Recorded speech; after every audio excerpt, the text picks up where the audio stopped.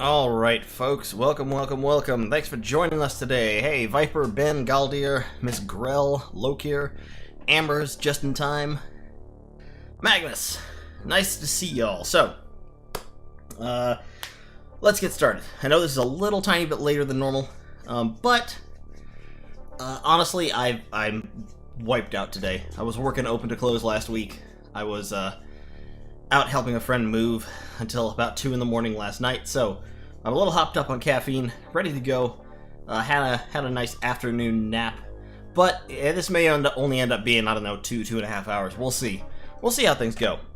Alright. Hey, Dr. Hacks. Hey, Roscoe, Phil, etc. So, let's load up. As I recall, last time something... Yeah, that fucking thing had just happened. That is a nighttime terror mission. Which seems like I would just like to go on record as saying that's probably a terrible fucking idea. It seems like a terrible idea. We can't take the torpedo launchers if we're going on that mission. We've got the gas cannons. I'm thinking let's go with like a 7-7 split of gas cannons to sonic rifles.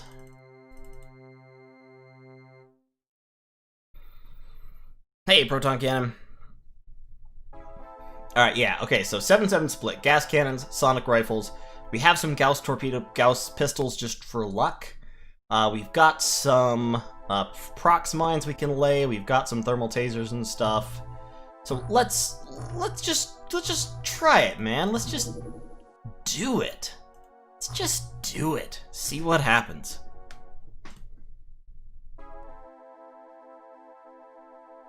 Oh, wait, are we gonna... Oh, we're gonna beat the Terminator there. I'm pretty sure if I click off from this mission, it'll instantly be cancelled now. I would really like this to be a daytime mission, but I don't think it is. It is. It's gonna be a... I'm really certain I cannot move away from this right now, but I think it's gonna be... a dawn mission, which is gonna be okay visibility. Thank God. Okay. At least I'm hoping. So, Roscoe's loaded up. Rage. So the Sonic Blaster rifles need to go to people with high accuracy. So, like Garsamore. Garsamore can have a blaster rifle. And we are handing out the chem flares just in case. J Trades can have a blaster rifle. We'll have those, and you can have a taser in the backpack as well. Private Pete can have a Blasta. Taser? Yeah, Taser. Herdalas is not very accurate, so Herdalas gets a gas cannon. To go with his sweet fro. Qualified Diver gets a blaster rifle. Chem Flare. What am I missing? What have I not given him? Oh, a dye grenade. We should have some of those as well.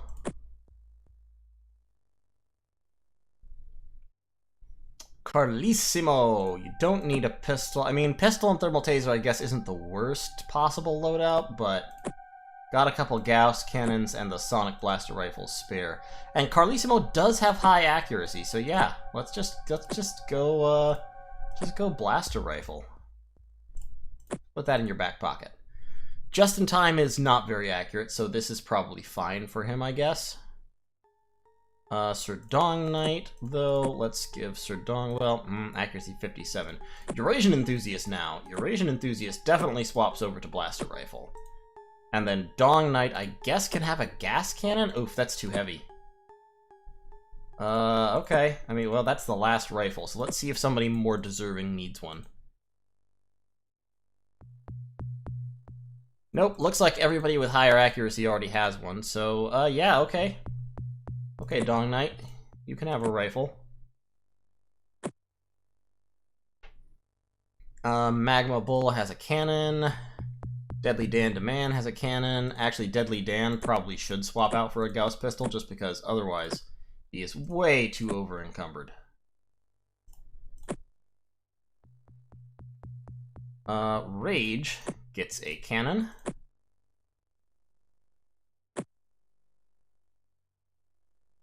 Okay.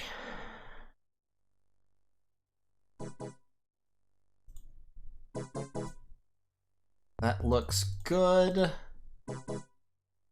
And then I'm gonna hand out some dye grenades as well, just for good luck. You've got a dye grenade.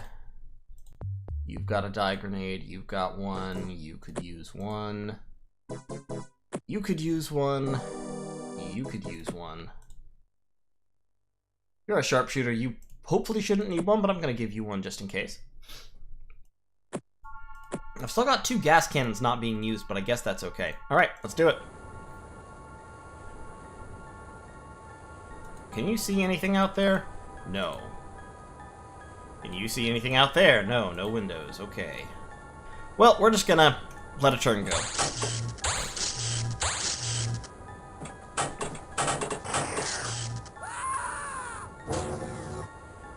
A lot of shooting before we heard the first scream. Hey, Shadier. Hey, Ray. Hey, Viper.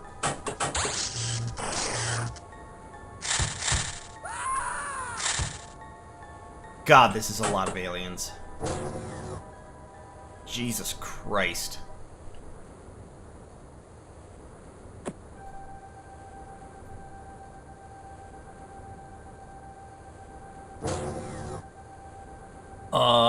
Okay, so the good news is we do have visibility.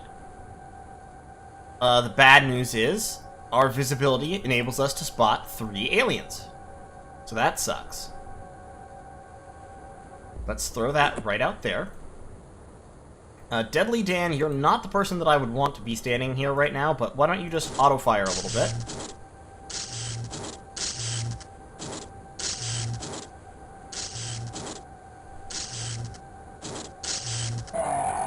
Okay, good. There's a kill.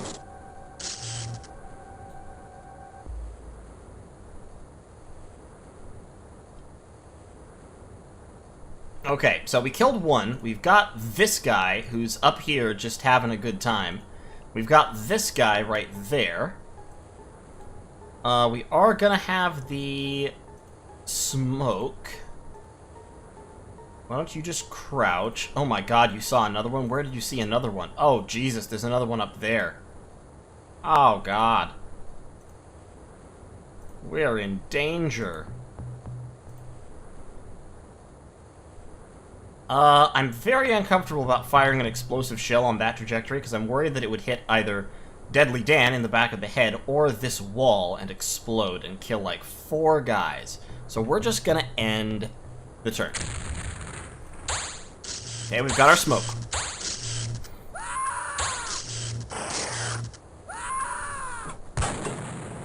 Oh my god, what was that?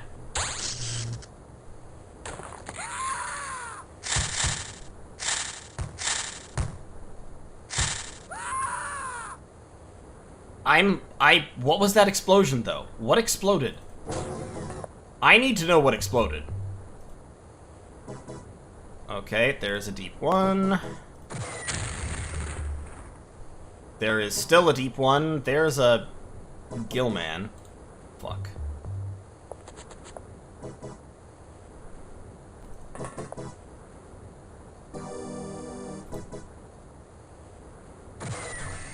Yeah, well, okay.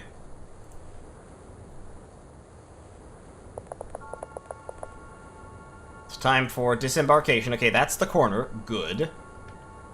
That's a dead body.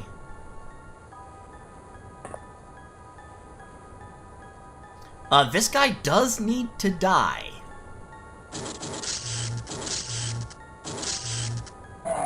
Okay, good. He's dead. Excellent. That's what I was hoping for.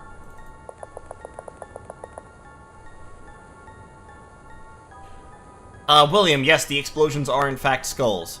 Maxime, why not use plasma when out of the water? I don't know, man. We're not allowed to do that. It's not permitted for some reason. Let's shoot this guy. I can shoot an aimed shot at him. Or 2 snapshots. Let's go 2 snapshots.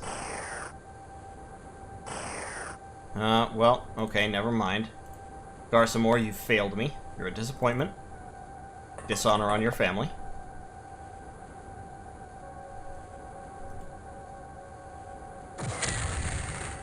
Please kill him. Oh god, someone needs to kill him, please. Jesus Christ.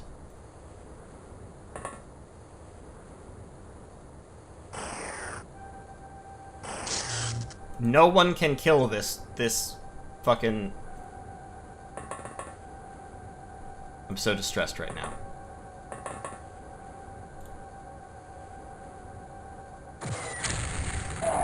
Finally! Thank you, Rage. Thank you, Rage.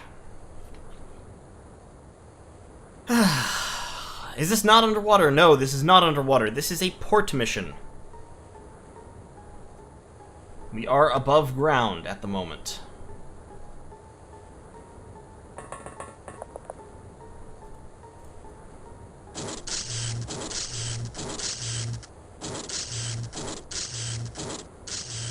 Wow, I'm pretty sure that last one just phased right through the back of his head.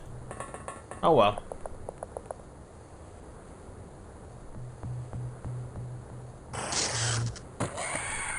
There we go. Ah, well, he exploded a little bit.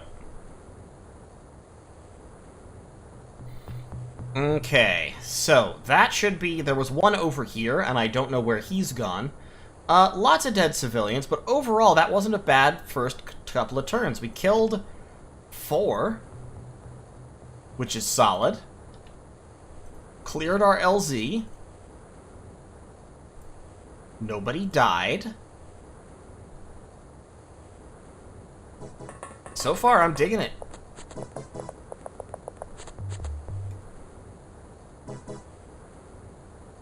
I'm just gonna get Carlissimo kind of like around the back here where he's kind of hidden. We got Qualified Diver. Garsamore. Rage can stay in here. The rest of you guys just kind of line up ready to come out in a minute. And I think we're in pretty decent shape. So that just means that a blaster bomb is going to hit us. Or, I'm sorry, like a disruptor or something pulse. A DPL is going to hit us this next round, guarantee.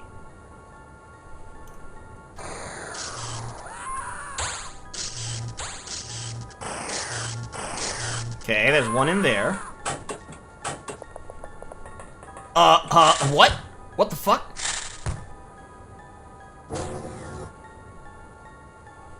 Hi? Hello? Welcome to the neighborhood.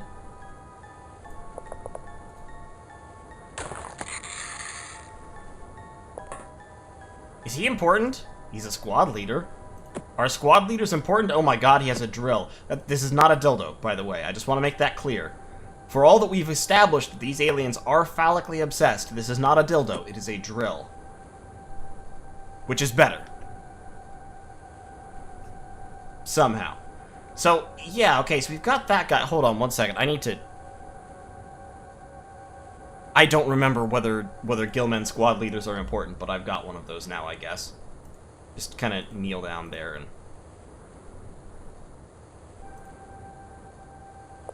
Alright, let's get SDK up top. Get a little bit of the lay of the land. Hello. How are you? Ooh, SDK with the sniper shot. SDK, that madman.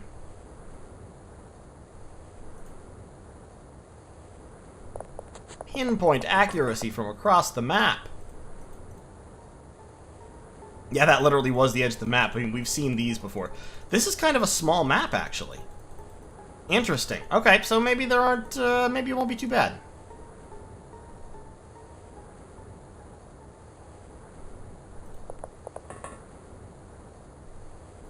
He says immediately before spotting the other Gillman. Alright, so he's hiding in that building, so... If Deadly Dan can get down out of the way a little bit... Is that... Let me see. I really don't want to snapshot from here because just in time is in the way. So let's go... Yeah, I'm only going to have time units for one snapshot, but let's go down here. Good shot, Kane. Excellent shot. Okay, good.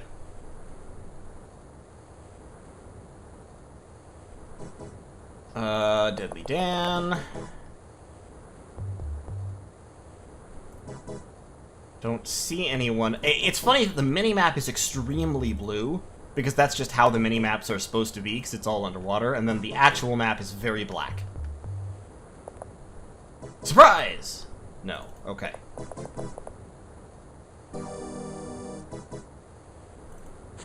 Now let's get Magma Bull down this way to control him. Or to back him up, rather, not control him. Very alien terminology there.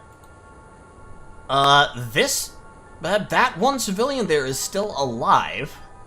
And we did kill 2 aliens back here, so unless there's a third waiting to shoot him in the back, he might actually live.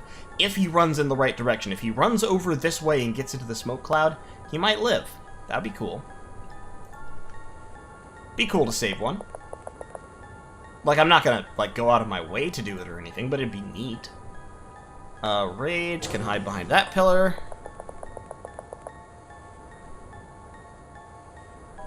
Eurasian Enthusiast can join the sniper team on the top of the roof.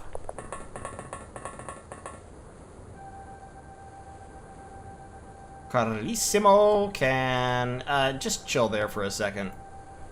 Perdalos. Head down that way. Hey, Adam, nope, nobody's yet dead. We're just waiting for it. On tenterhooks. Qualified diver. Where do I still need people? We're just kind of spreading out at the moment. We're still sort of in the deployment phase, as it were. Yeah, let's get you up here. Private Pete. Garsamore, why don't you come back over this way, provide kind of backstop fire. Hey, derp. And then we've got J-Trades and Private Pete. J-Trades make up the last member of the Southern Squadron here. So we've got 5 people dedicated to sweeping the South. And then Private Pete can go right there. Okay.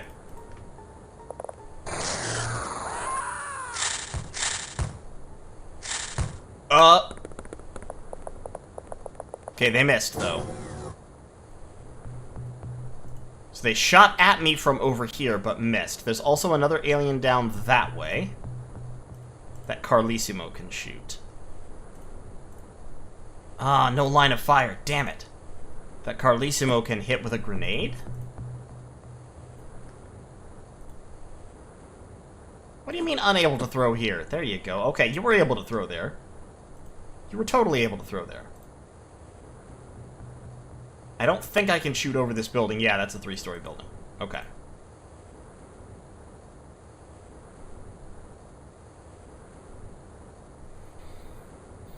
Yeah, there's all new terminology in this game. So, like, what we used to call commanders are no... Hi.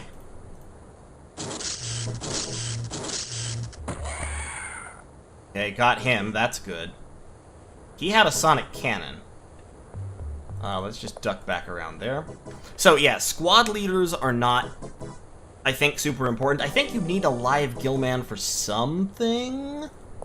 Just like any random-ass live gillman.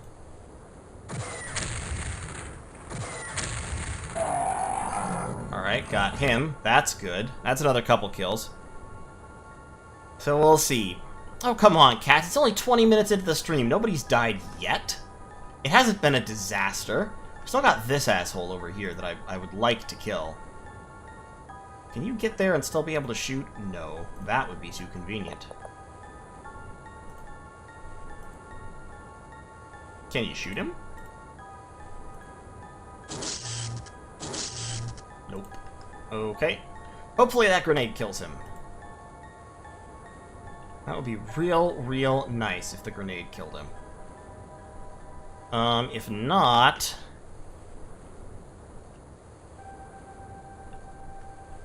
We'll see. Now, I'm trying to figure out where the rest of them are. I think they're mostly over in this, obviously, in that black area. We've got one civilian, which weirdly is... Oddly enough, the civilians are red, and the aliens are gray. I think this demonstrates that civilians are conclusively the real enemy in XCOM's theory of the world. Which, I mean, I guess I can't blame them, given that they were defunded after the first alien war and are now being asked to fight the second alien war with basically diving tools. So, you know, in that sense, yes, the civilians are the enemy. But, I mean, they don't like it when we say things like that.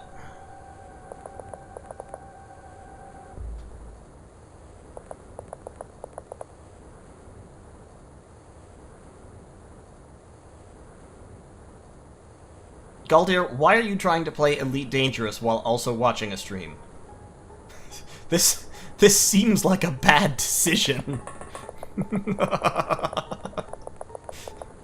Come on, man. Focus your efforts. I don't really want to advance a lot more at the moment, so let's just kind of spread out a little bit down along here. So we've got decent coverage. Hopefully both these civilians run in a relatively safe direction. That would be nice. Someone was asking why you have civilians if you can't really save them. Well, saving civilians gives you points, and losing civilians costs you points. So there is an incentive to try and save them. Let me try one snapshot. Ooh, real close. Real close. Hey, Acres, now we're doing alright. I'm a little bit more in the groove now. Like, as I'm getting used to it, it becomes better. I don't want to hide behind these explosive barrels. I just really don't. Right. You definitely can't shoot him, huh? Definitely not. Okay, that's fine. Just face down that way, then. Well, 2 explosions, but he didn't die. So that's unfortunate.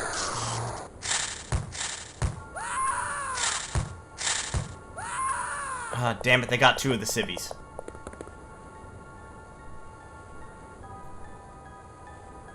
So there's another guy right there.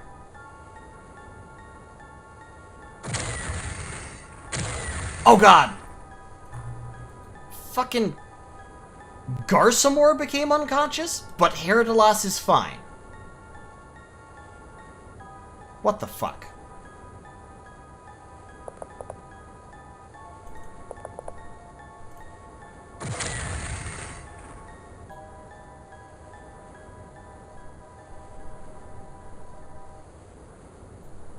Herodilas Yeah, Herdalos is barely injured. 3 fatal wounds, funnily enough, but relatively little HP. Alright, well, fucking... That ruined the streak, I guess. Hopefully he's... still has a few turns, but we'll see. Also, there's another deep one down here somewhere. Which we know because of the spit. And there's this asshole.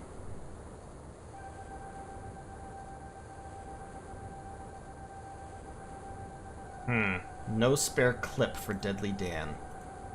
Well.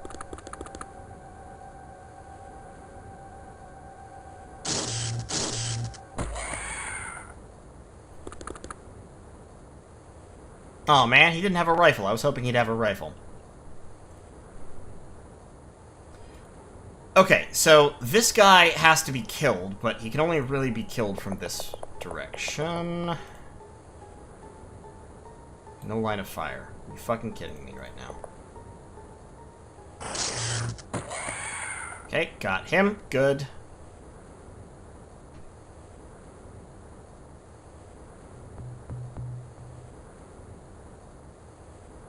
I mean, the odds of him not dying are incredibly low. But, yes, technically he's not dead yet. This guy... There you go. That's right. Sit down.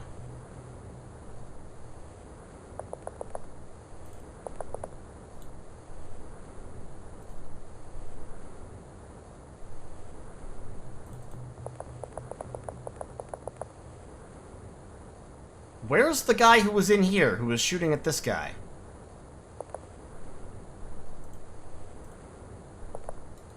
I'm a little distressed that he seems to have vanished.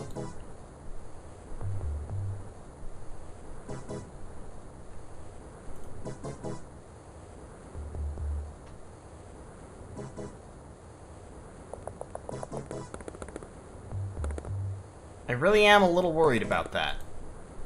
Okay. There's somebody down here as well. I need fucking manpower.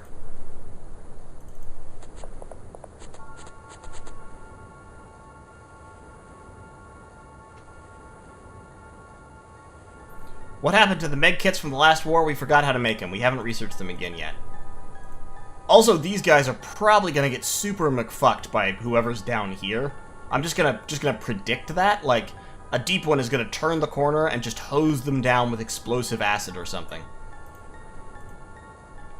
That is my prediction. I don't think I can really lay any fire on that area either. Roscoe. You see anything, buddy? Alright, well, kneel down.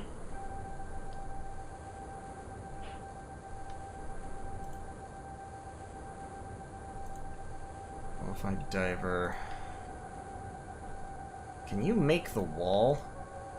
You can, actually. That's a bit of an aggressive run, though. Let's go over here instead. Ah! I found him! I found where he was hiding.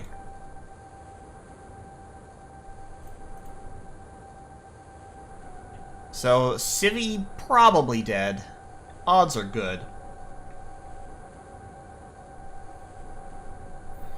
Tuttle, no! No, Terror from the Deep occurs after you win the first game.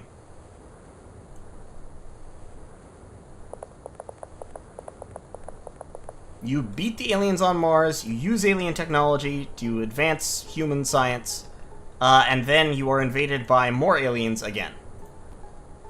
Because, fuck you, that's why.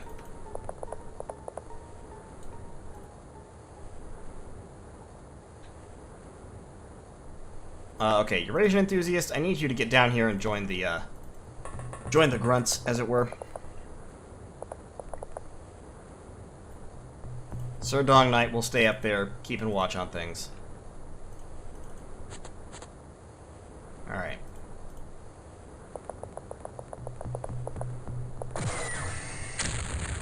Okay. Oh hey, the civilian's running for it. Good on him. Hi, friend.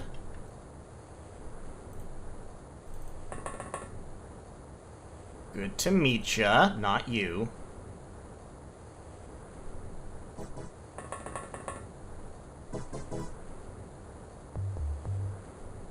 Can you shoot him?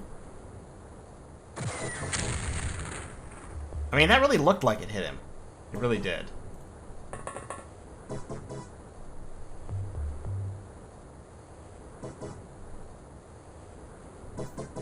Yeah, so one of the core conceits here is that Illyrium is unreproducible. Like, nobody can make Illyrium.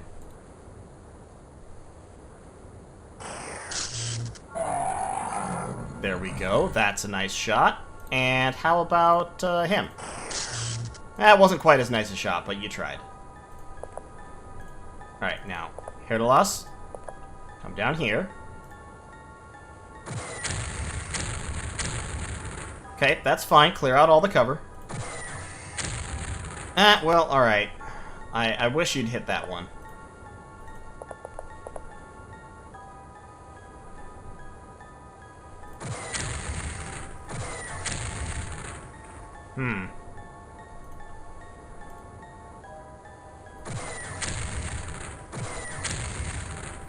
We sure are setting off a lot of explosives in a lot of different places, but we're not really killing many, we're not killing a whole lot of aliens, and it's distressing me.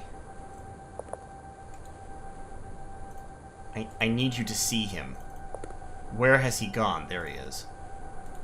You have an explosives launcher, so please don't you take that shot. Rage! God damn it, Rage.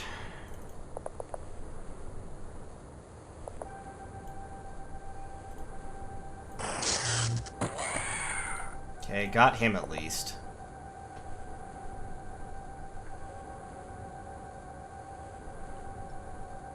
Hey, Herdalas.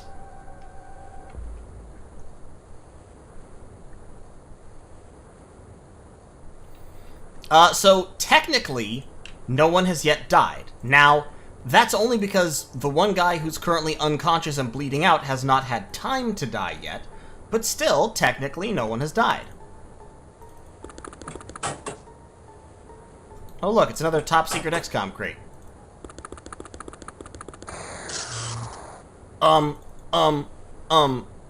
Yep, okay, that's him. Fuck. I have got to get rid of this guy. Who do I have who can potentially get rid of him? Eurasian Enthusiast might be able to.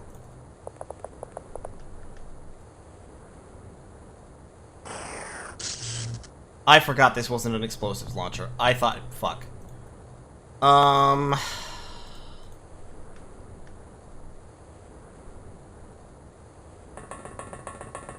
Please. Please, God. Nope. Fucking pillars are in the way. I hate this alien so much. And he is so resistant to explosives, so grenades are not the answer. And these towers are blocking all my lines of fire and sight to him. It's very distressing.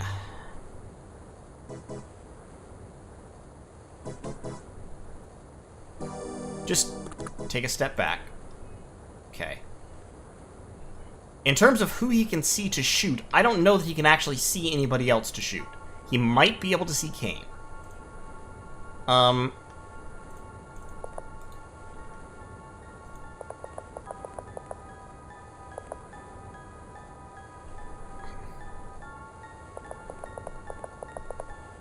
This area is basically clear.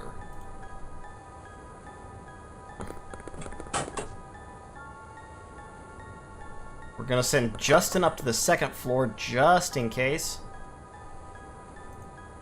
Poor, just in case. Ha ha ha ha. See what I did there? See what I did there? Alright,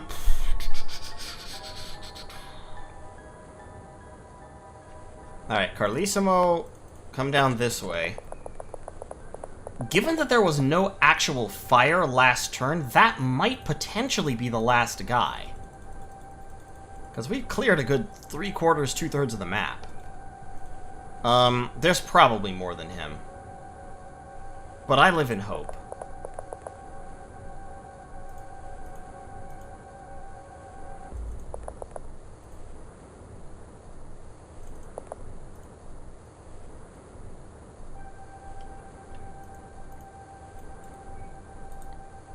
Alright.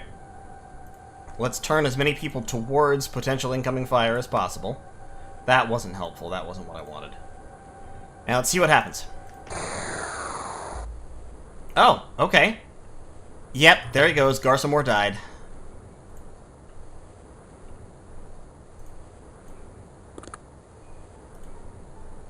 Excellent, excellent, excellent, excellent. He's come out into the open. Got him. He wasn't the last one, though. There's still another one alive.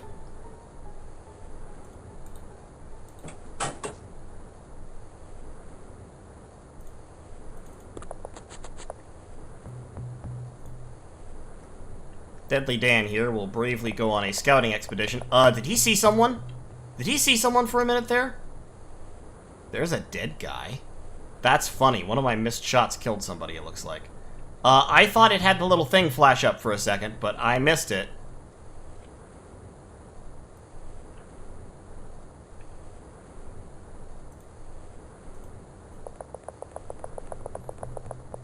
Alright, Herdalas. Get down here. Magma Bowl, join him.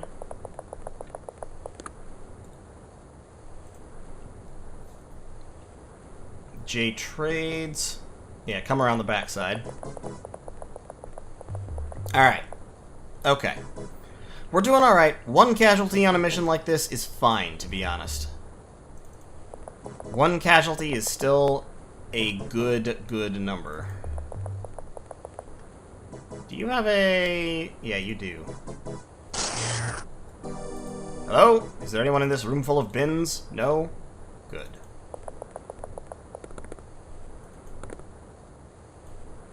Less good. That's not what I was hoping to see. I mean, actually, ironically, Private Pete is pretty safe because that lobbing arced fire is very unlikely to go this far back from a window.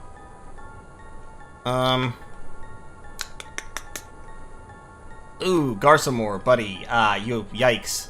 What an awkward time to step away.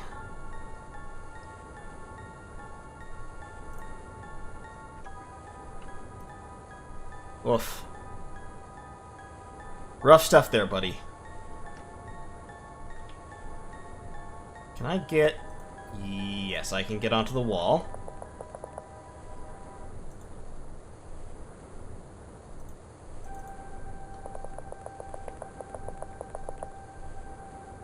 Sit there. Now, Roscoe. Let me just see something here. Let me just... Ooh, what a throw! God damn, I didn't think that would work. Roscoe, you legend. Well, I'm not going to call you a legend yet, actually, until we see whether it actually kills him.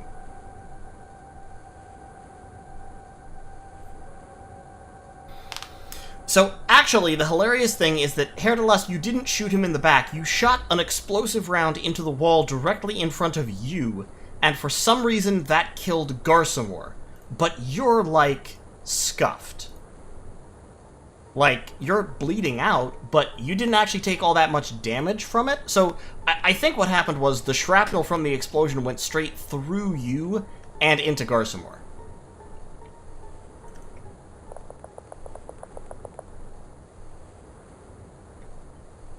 Okay, so there's a grenade on top of him that's probably not going to kill him, but will at least make him sad. Deadly Dan is sort of out in the open, like dick hanging in the breeze. Pardon my crudity there. Just sort of, you know, hanging out. Why did you stop? Did you see an alien? Why are you doing that? That makes me nervous. Alright, let's see. Yeah, you're bleeding out. See, you have 3 fatal wounds, so you're losing 3 HP per round, which means you have 8 rounds, 7 rounds, I'm sorry, before you die.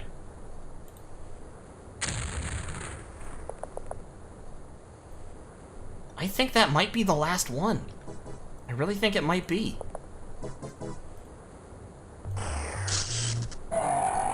Yep, that was the last one. We got him. Good job, boys. Alright. Okay, so we killed 14 aliens. We didn't save any civilians, and in fact, we murdered one of them ourselves. So, it was still a poor rating on the mission. Which is just how these missions go in Terror from the Deep. In Original, it was possible to get a good rating on them. In Terror from the Deep, not so much.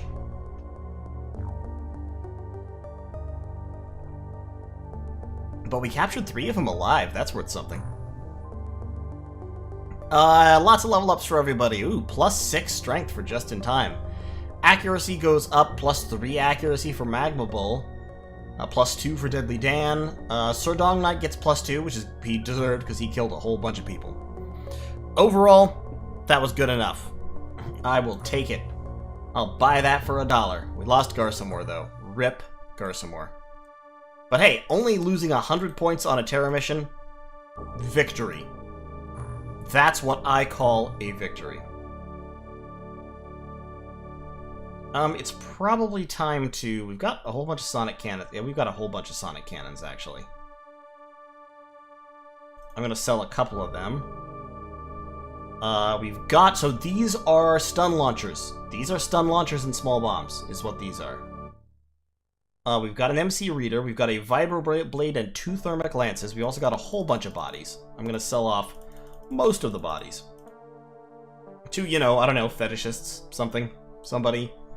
Universities looking for things to dissect. You know how it is. Just whoever wants to buy a corpse. We'll sell off some Sonic Pulsars as well. And that should be good for now. Okay. Hey, Pedro. Ooh, finished your first game jam. Cool, dude. How'd it go? What'd you make? For Aquanauts, actually, we should be looking at armor, I think. Yeah, everyone's still in plastic aqua armor, so that's fine. Herdalos is going to be out in sickbay for a while, because he was wounded. So if we take a look at him, where is he at? Herdalos. Yeah, so he's out for 14 days. We'll have to equip someone else to replace him. We're not taking Drunut, who is the commander, but we will take... Let's take Magnus and Haloon. And to be honest, with $2 million, we could potentially start another base. We're making $2 million a month from Gauss pistol production, so our money woes are fine. We're researching the MC lab, so then we'll be able to see our MC ratings on our soldiers. I'm tempted to build a new base. I really am. Nah, not yet. Not with only $2 million in the bank. We'll give it... Probably in April we'll build a second base.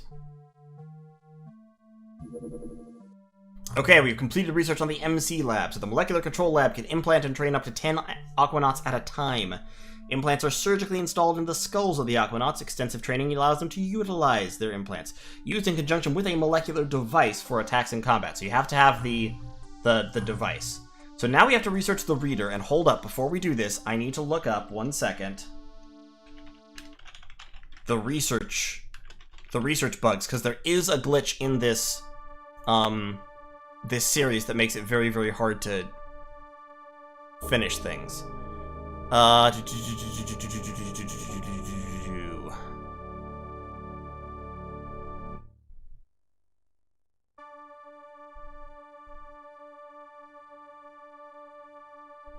So we need to look at...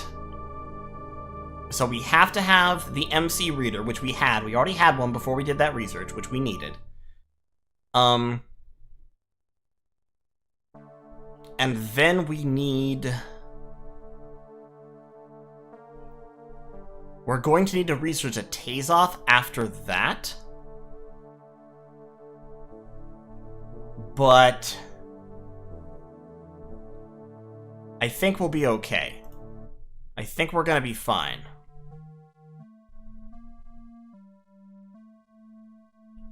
Okay. So yeah, so let's research the... I guess actually we don't really need to research the reader right now. It certainly wouldn't hurt, though. I'm gonna go ahead and research the reader. So then at least we have that. We lost some money this month. Because our monthly rating was negative. RIP. So the aliens are doing missions that we didn't get to see. New Mexico reduced our funding by 86 grand. But that's okay, we still made money. And of course, like I said, we're still making bank on these things, so we'll be fine. Here's what I'm gonna do. I'm gonna build another living quarters. That will enable me to hire another 30, 20, whatever technicians and max out Gauss pistol production. And I'll also be able to hire some more scientists at the same time. Oh no, actually, I already have... Well, that was unnecessary, I guess. I should have checked the base information first. Look, I already said, I'm tired. Instead of building a new base, let's hire, yeah, 4 more Aquanauts, and then let's get another passel of scientists and technicians. Did I get 20? I can get 20 technicians. Let's go for it. Spend our money on that. Oh, shipping route attack. Oh, God. Oh, shit. Okay.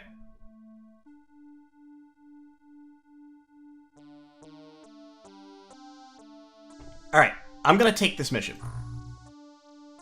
These missions suck. I'm just gonna lay that right out here. These missions blow enormously. They're the worst. We will see. I will show you the ways in which they are the worst, and you will agree with me that they're the fucking worst.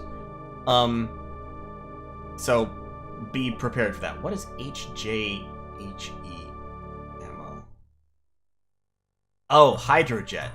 Hydrojet, no, we don't need that.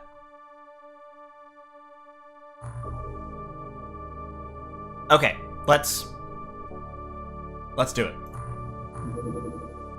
We are going to intercept here at this terror site, and we're going to show you exactly what a cruise ship mission, or a shipping route mission, is all about. And it's all about monster closets. It's mostly all about monster closets. It is a daytime mission, so we don't need the chem flares, but we'll take them anyway, just because. Just, you know. Because we might need them. We're also going to need thermal tasers for, like, everybody who can possibly have one. So all of our thermal tasers should be deployed and equipped. Because if you don't have thermal tasers, you might end up just super McFucked. You already have one. Got one, you've got one, you've got one.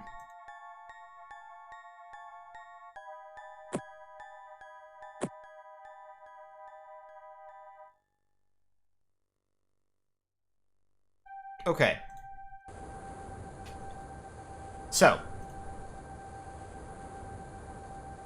Here's the deal with this map. The deal with this map is, we're on a ship. Like, a cruise ship, specifically. And it's a terror mission on this cruise ship. And, it's the worst. Just really the absolute worst. Now, it doesn't look like there's a whole lot of... Well, actually, no, there are places to overlook us, so... We're just gonna...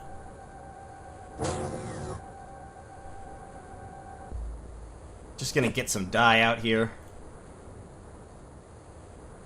And...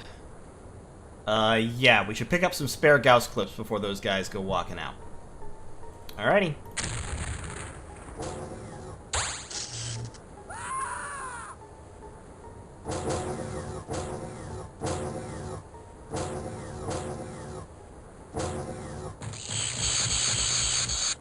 What the fuck was that? Those were melee attacks, I think. Why did they not kill what they were hitting, though?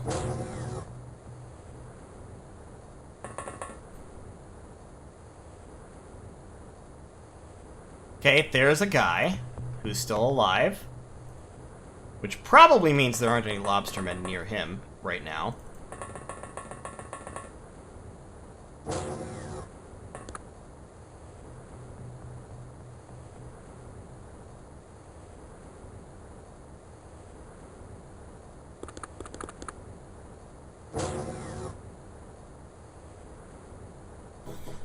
Okay.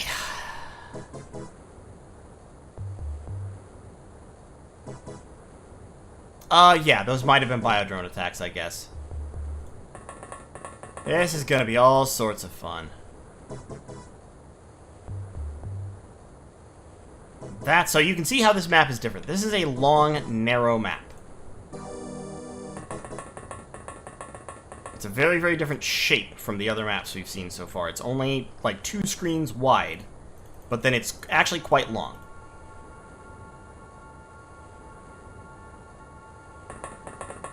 Roscoe up there.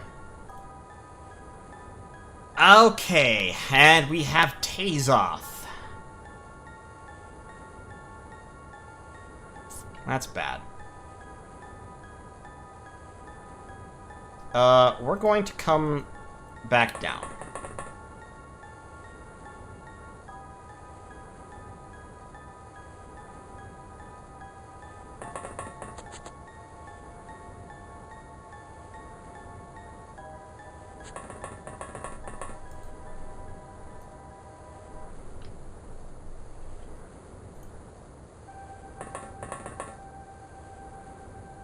So we are going to need to kind of move squadrons in different directions here. Capturing a Tazoth and aborting the mission is yeah, I mean, so here's the thing, right? You know we're moving out like this? Well, Tazoths are... Yeah, Tazoths are basically if mutons and ethereals had a horrible mind-controlled baby. With psychic powers that was also really tough and good at fighting. They're the worst. So...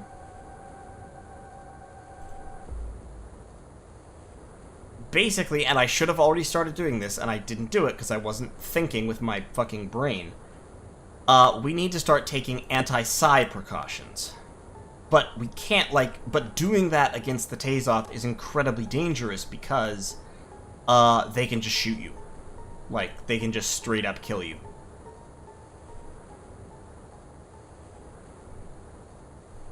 Yeah, not all of them have psychic powers, only, they're more like the sectoids, really, in that only, I think, the leader has psionic powers.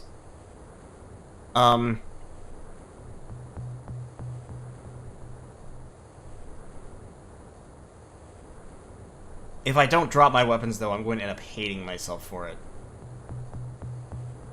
And here's the other problem. Clearing a cruise ship without grenades is a screaming nightmare. Alright, I don't think any of them have seen us yet, so I'm gonna go the round without dropping guns.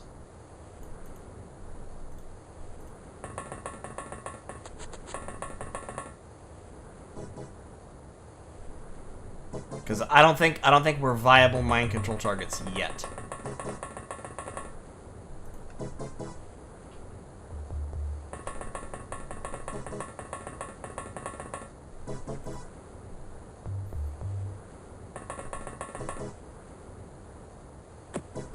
Pick up another clip.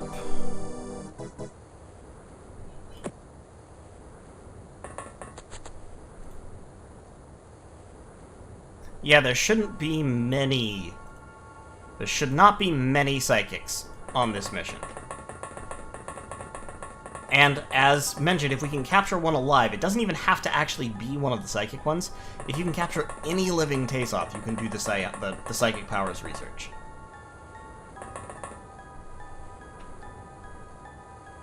Hey, Tuzki. We who are about to die salute you.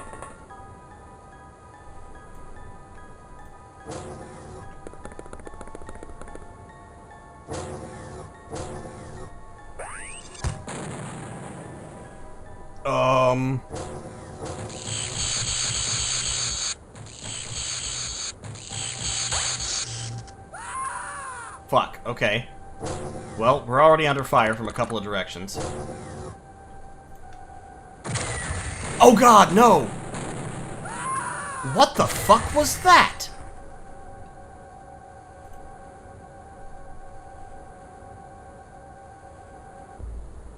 What? What exploded? Oh god, he blew up all the barrels.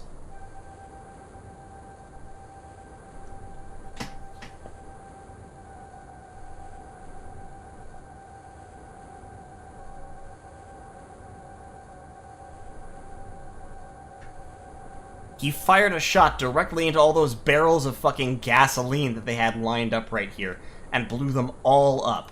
Now, shockingly, that appears to have openly killed only one person. Don't ask me how or why. That Tazoth took that like a champ. Alright.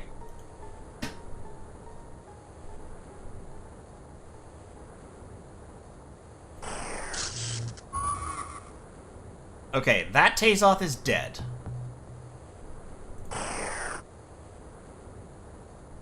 If we can stun that Tazoth and get him back to the ship, it's all worth it.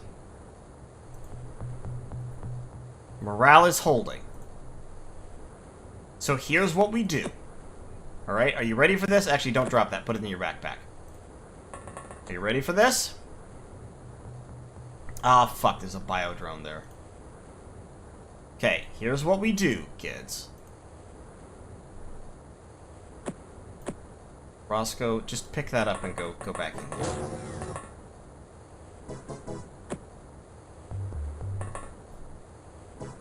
We grab a Tazoth, and we book it. You with me?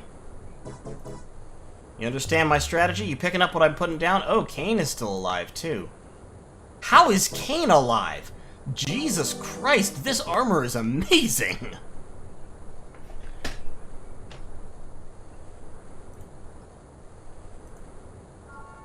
This armor wins every prize ever. It just shrugged off those explosions like it ain't no thing. Is there a dead body around here somewhere that I can take a thermal taser from? Like, are you a dead body? Yes? Good.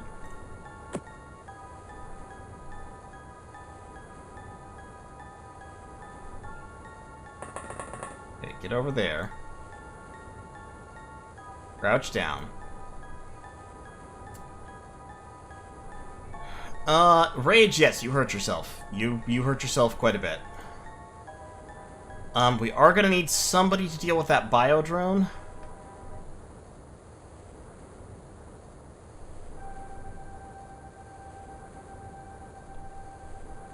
And it's probably gonna take multiple tasers to get that Tazoth. Okay, so just in time, you are going to be the one to draw fire. Which is to say, you get to go first.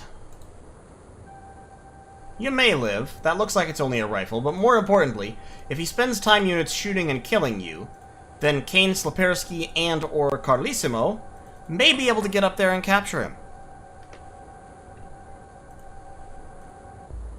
And that's what matters.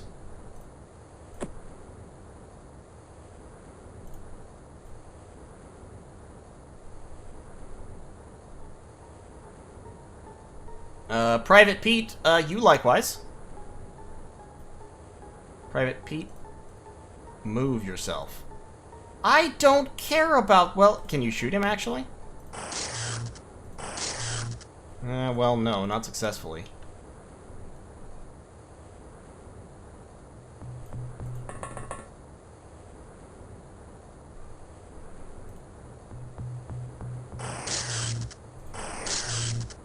Okay, we got a hit on the biodrone. That's good. Deadly Dan.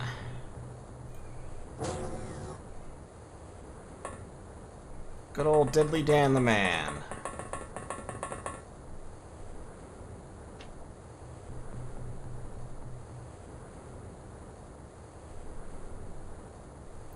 Proton, like, I understand that you're skeptical about this, but I need you to consider the potential value if we successfully lemming rush this Tazoth. For example, I would then have access to psionic powers. Actually, qualified diver, I want you to kneel down there. Maybe you can shoot the biodrone. Roscoe. Out there. Just in case anyone is wondering, by the way, yeah, I'm about to lose a lot of fucking people. It's gonna happen. Like, and if that's not what you were expecting, I'm sorry, but I'm really trying to kill this biodrone. Here's the thing about biodrones. Biodrones are extremely tough. They're kind of like cyber discs, except they only occupy one space, so they're harder to shoot. Alright, let's see how many people die.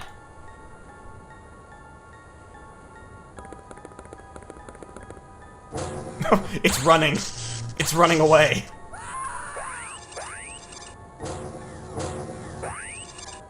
Oh god. Oh god, no.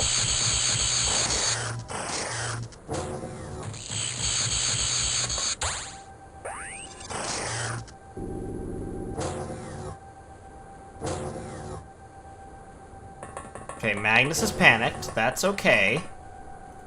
Kane has panicked. That's less good. So here's step 1 of our process. We gotta stun Rage.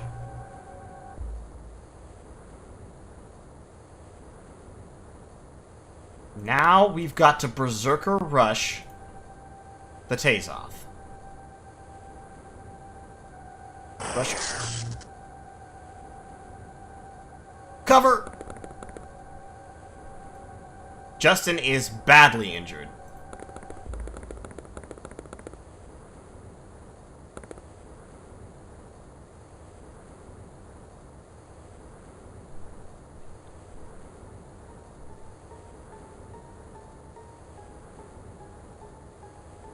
Alright, we're gonna split up.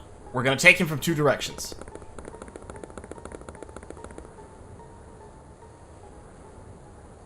Carlissimo, you also get up there.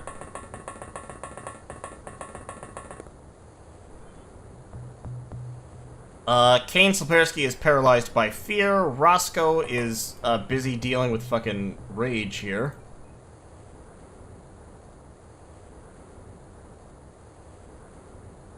Qualified diver, please kill him. Please kill him. 3725, you can make both.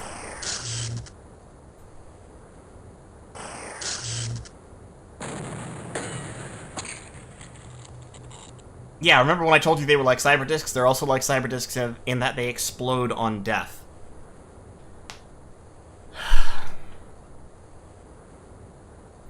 Justin, yes, stunning this alien is super important. This is a psychic alien. Stunning him will give us psychic powers.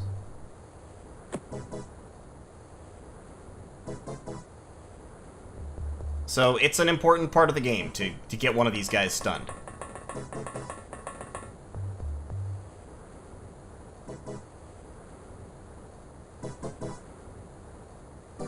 Alright. I don't think he's gonna manage to kill all 4 before they get him, and our morale is pretty high because we killed a couple of aliens, so that might work out.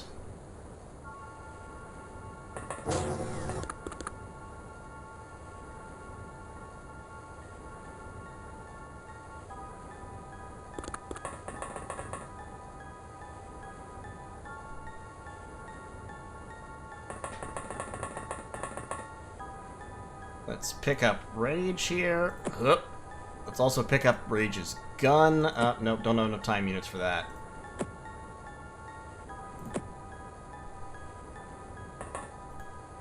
Now, I think there's another unconscious person here.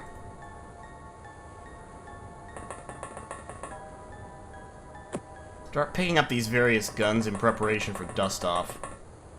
There's Magnus. Magnus is getting ahead of the curve by hiding in the ship already.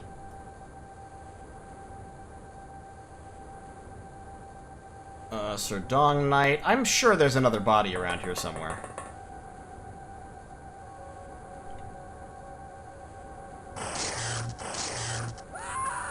Okay, there goes Dan. Oh no.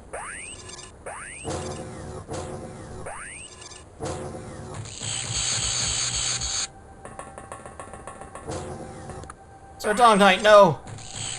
Not Sir Dog Knight!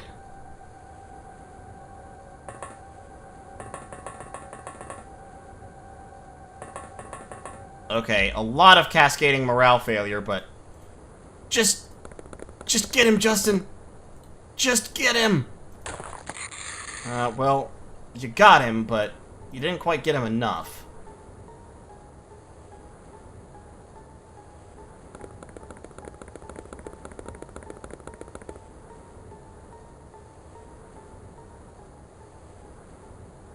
So Sir Dog Knight has gone down here, and unfortunately I don't really have anybody who's well-positioned to go stun him. I guess we can drop that.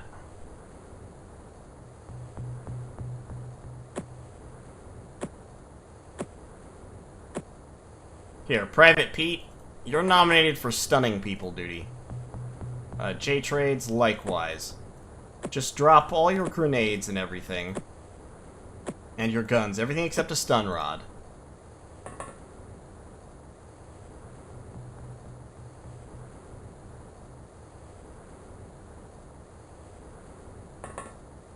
Roscoe, get back aboard the ship. Who do you see? Oh, the Tazoth. I feel like we've got that Tazoth, but that, like, saying that seems like a case of counting our chickens before they hatch. Because it probably, at this point, could, if it got lucky at least, turn around and just shoot both of these guys in the head.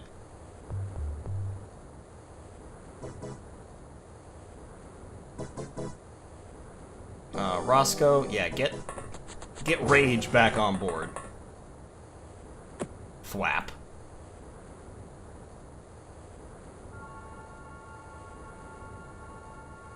Morale is... We're struggling with Carlissimo. Oh my god, Carlissimo. You mental weakling. We've definitely got a few Psy Sponges on the team right now. Yep. He lived! He lived! He lived!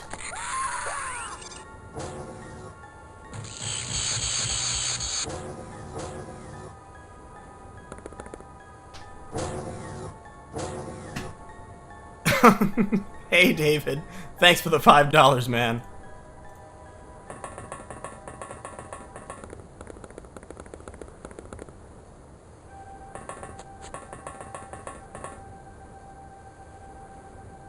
Hey, buddy. Fuck you. I said fuck you. That's right.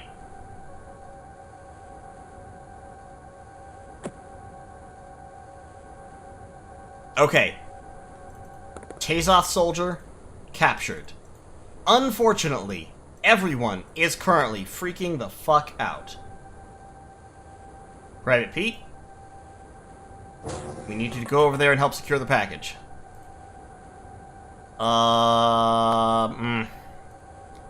Boy. Actually, we need you to go over here and stun SDK.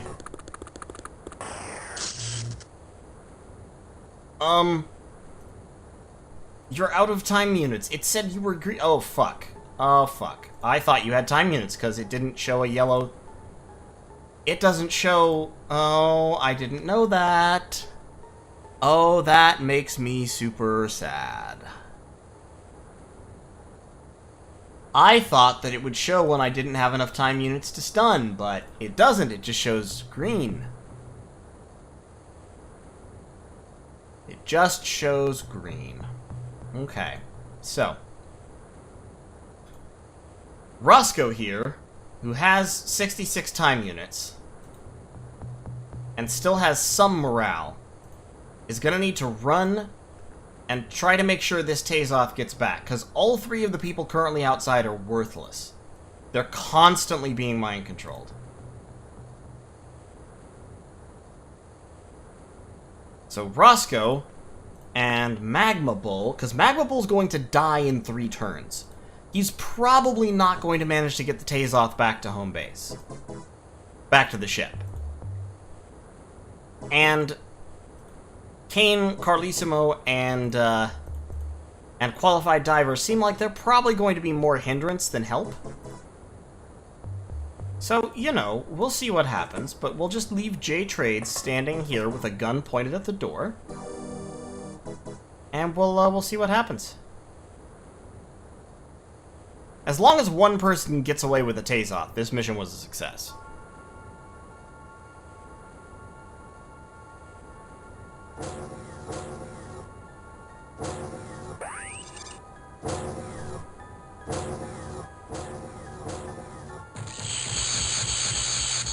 I still don't know what that is.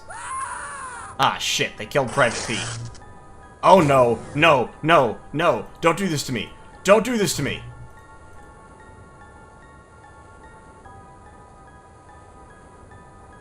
Fuck, he passed out. No, no, no, no, no, no, no, no, no. No, no, no, no, no.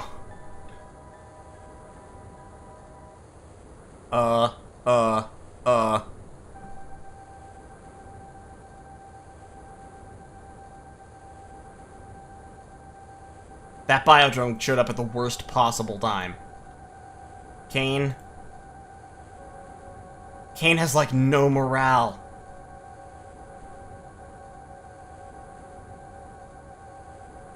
Everyone else is freaking out that's still around. J Trades, okay. We're gonna need J Trades to go around the back of the ship.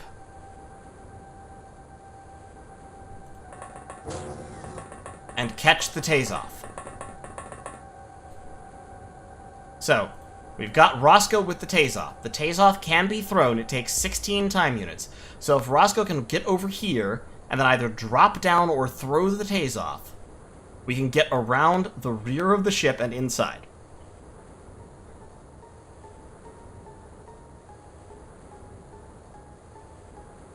Kane Slapersky is gonna have to draw fire. I really wish Kane had a gun, but he freaked the fuck out a while back and dropped his, so he just gets to stand here like, hey, come at me, bro. Hey, shoot me. Like Carlissimo is doing. Carlissimo's also doing that. So, Roscoe, it's your time to shine, buddy.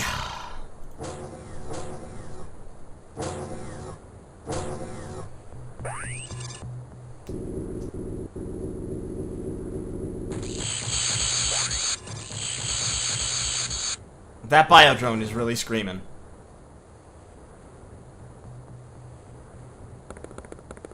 Yep, set him on fire with its scream. Yeah, so biodrones have a melee range scream attack, which for some reason sets things on fire. Qualified Diver.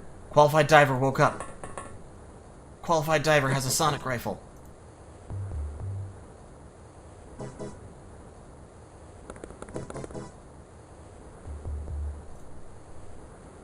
It doesn't matter, Roscoe. You know what you have to do. Yes. Yes, Roscoe. Kane, if you're killed by an exploding biodrone, I'm sorry.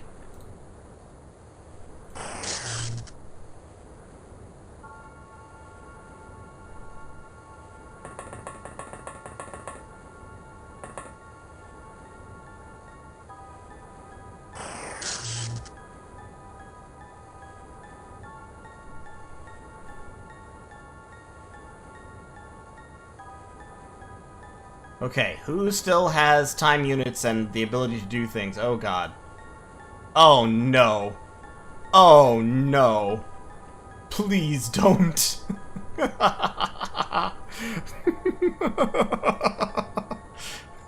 Oh god.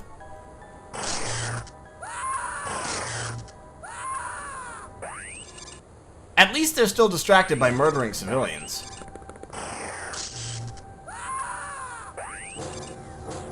Qualified Diver's dead, but it doesn't matter.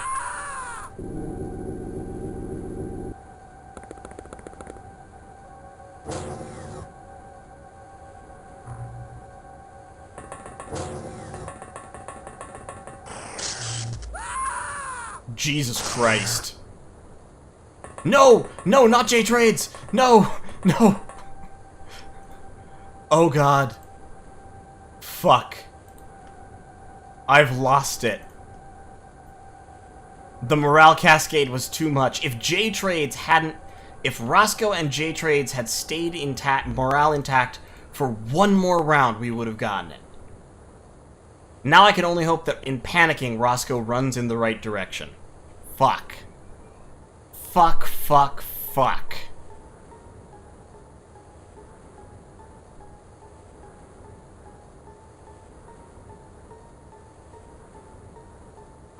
God damn it. Yeah, the Tricene. I mean, they've got the door covered, so even then, like, the odds are we wouldn't have gotten away with it, but... See, if I lift off, there's nobody inside the craft, so we can't even, like, get away.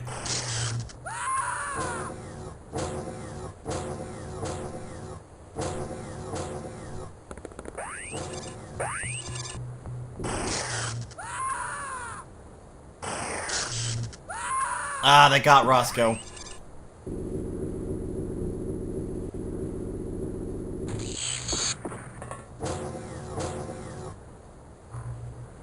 Yeah, Rage died, Kane's gone berserk. Yeah, Fishin' mailed.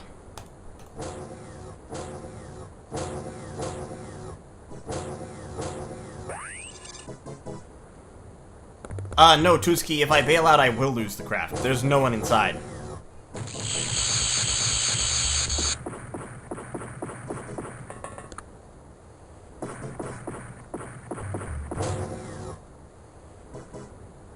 If you bail out with no one inside, you lose. So, like, look, I'll do it right now. No, 0 units in craft, 2 units left outside. Who's the second one? I guess it must be counting SDK still.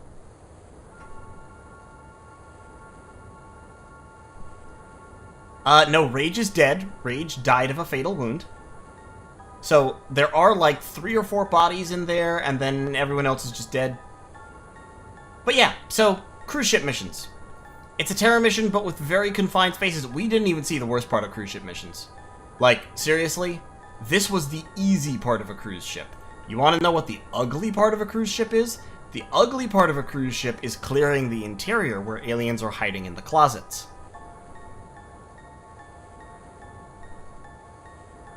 So, I'll end another turn just to see, but we're dead.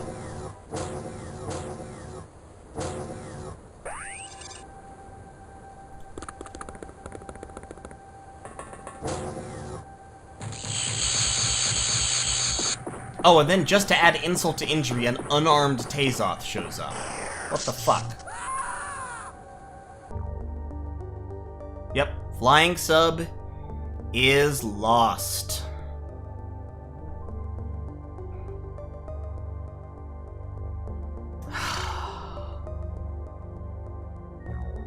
We killed one alien, guys. We killed an alien. Good job, team. High fives all around.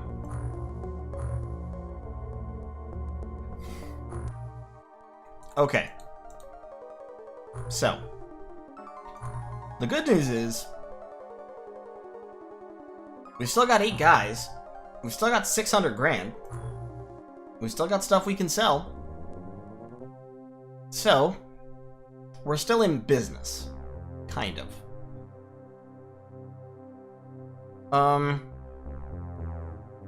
I'm gonna sell these magnetic navigations because I don't need them yet. We only have 12 aquaplastics. God. I'm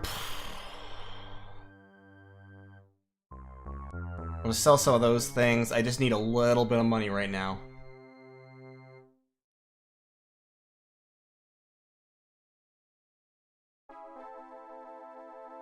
Sell some sonic cannons because I'll pick up more. In fact, I'm gonna sell all but one for the research. The power clips I'm gonna keep. The blaster power clips I'm gonna keep. The sonic pistol...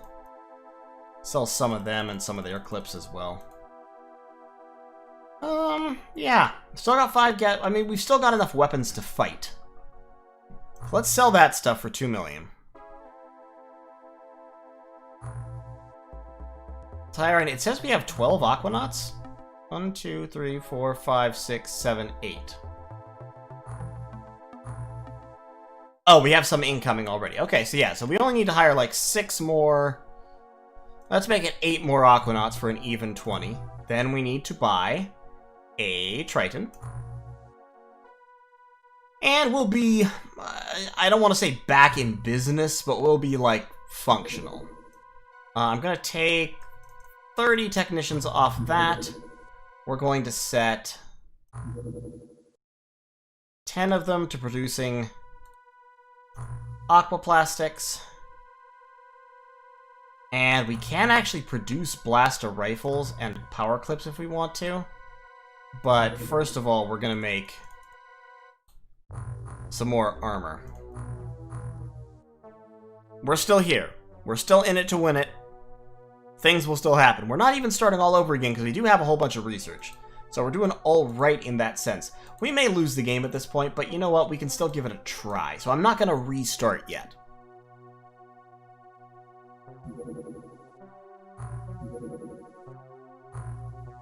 Okay.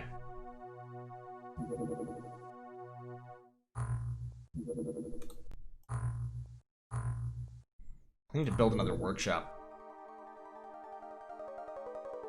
And, ooh, I almost forgot. I need to actually build an MC lab. Get that going on.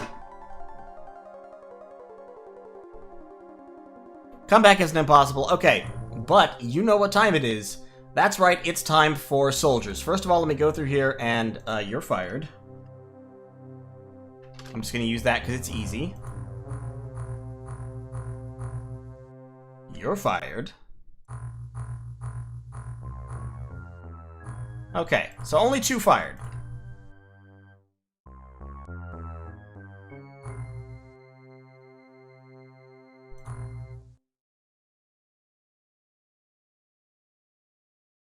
So now, let's name some soldiers.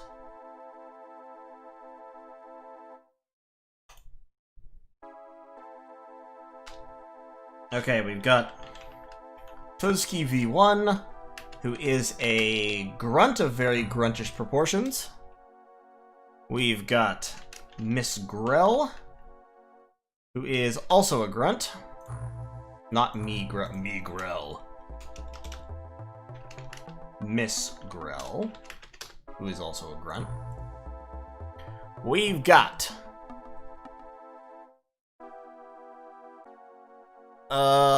Triff, who is a... God, none of these guys are any good. We've got who is a heavy weapons trooper. We have who is next? I'm trying to go in some kind of vague order. We've got Viper. I think it's Viper 4 at this point because we had Viper 3, who is a grunt. We've got Third Dong Knight, who is a sharpshooter. Actually pretty decent. We've got Ben Gibbons, who is also a sharpshooter scout. Very, very fast, very brave, very accurate. We've got William King, who's a mook. We've got Roscoe. I'm just going to call him Roscoe. We've got Roscoe, who is a very accurate sharpshooter. We have Robin Brown, who is a heavy weapons guy with a high strength score. We got MC Shadier, who is a heavy weapons guy.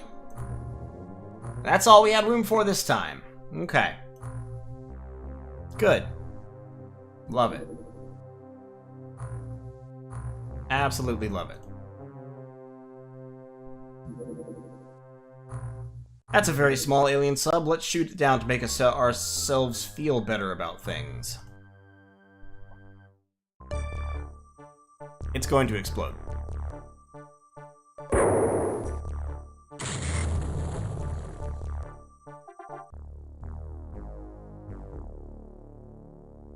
Wait, Viper, are you still alive? Are you? You are. Alright, well, we're gonna rename this guy then. This is gonna be... Poo. Who was next after that? I think we got Tuzki, we got MC Shadier, Justin Jr. Oh, hey, was there somebody new on the list first? Kazuar. I don't think Kazuar had been on the have been there before, so I'm gonna make this guy Kazuar. Let me just check to make sure that nobody else is doubled up. Still got Phil from accounts. Alright, we should be good.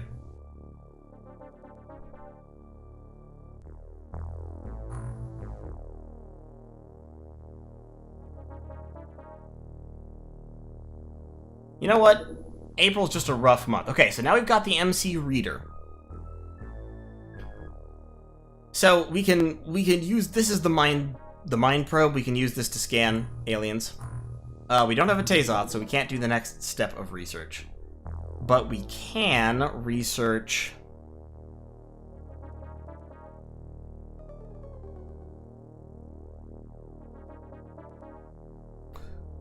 We could research medkits. Let's research medkits. That seems like a good thing to have.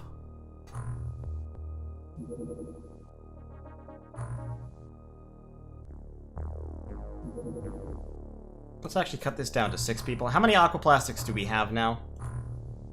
Like, how fast is production? Yeah, our aquaplastic stock stayed the same with 10 people producing. So actually, I guess we'll stick it with 10 people. And then we'll need some more plastic aqua armor. Let's make 10 more suits. And we're running out of workshop space. Okay. There we go, we've got research done on the medkit. It's exactly the same as the old medkit. Night, Proton. Thanks for joining us. So, for research next, let's get the thermal shock launcher so we can stun people at range instead of having to do that. And we're going to cut down on Gauss pistol production again in order to make 6 medkits.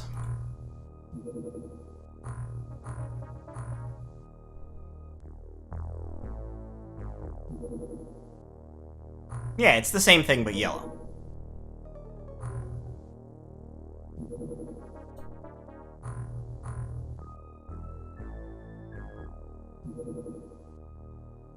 Okay, not enough special materials. That's fine. Just keep producing aquaplastics for a little while, and we will put everybody else on the Gauss pistols. We've sold 293 of them, and we're making some money at it, so our funds are still extant.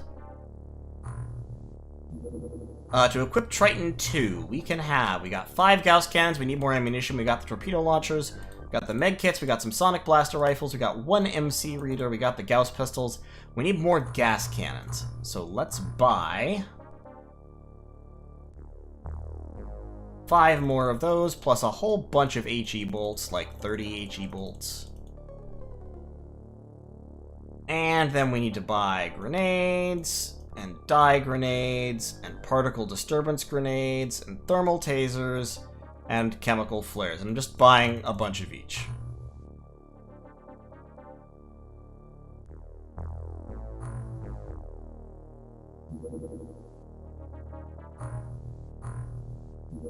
And we'll just put all that stuff on board. Boop, boop, boop. Boop, boop.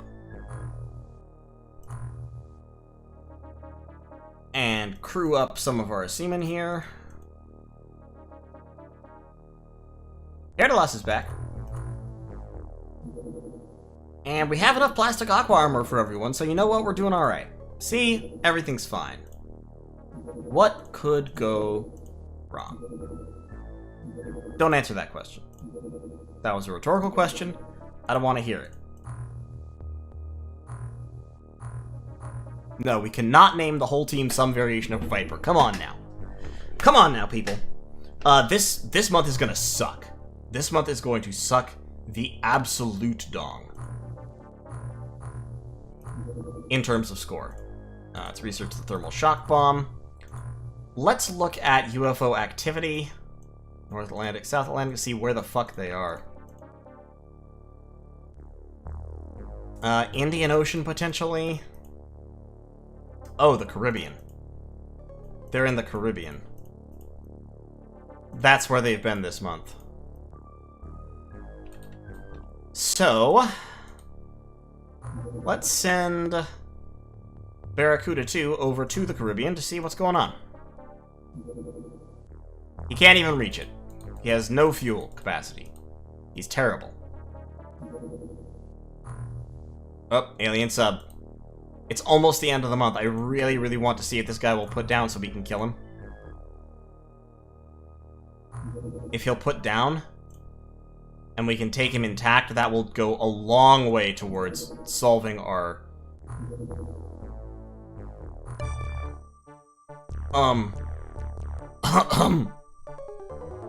Oh god.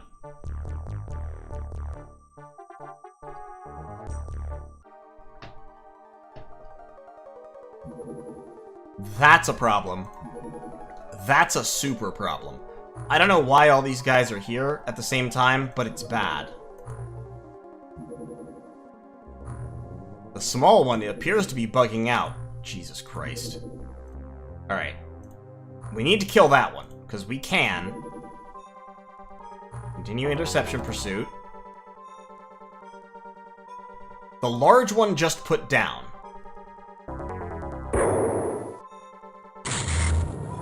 We've downed that one.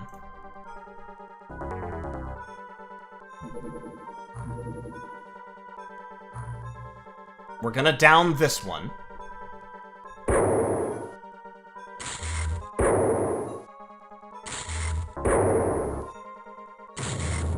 Okay, so we've knocked down 2 smalls. We've got a large on the ground. Intact.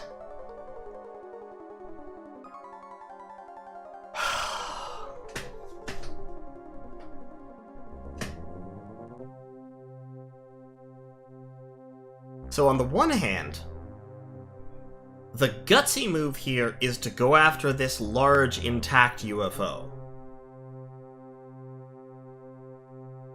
On the other hand, another word for gutsy could be suicidal.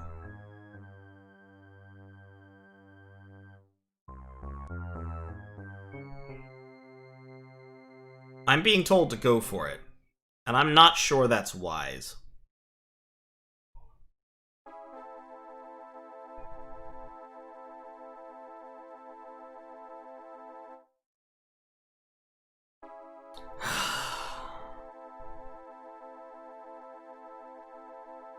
Alright, I'll go for it. I'm not gonna promise that we're gonna go in, like, deep on it, but we'll take a shot at that touchdown site. That's not good. No. Base. No. Base. No. Base. Oh, fuck. Oh, thank God. Oh, Jesus Christ.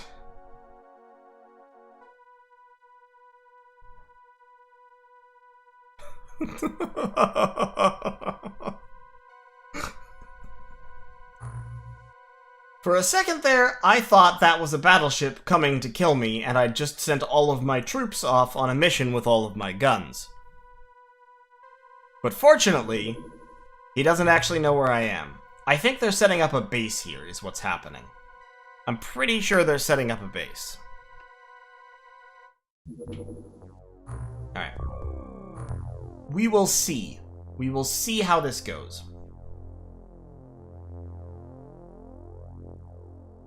So this sharpshooter, so he's got that. So some of our troops have weapons, some don't. MC Shadier here is gonna get the rockets. And we'll also get a medkit, because he'll be in the back. Robin Brown, likewise, is gonna get rockets. And a medkit.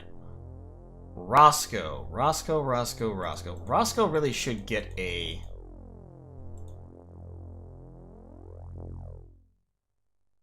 Yeah, Roscoe should get a sonic blaster rifle.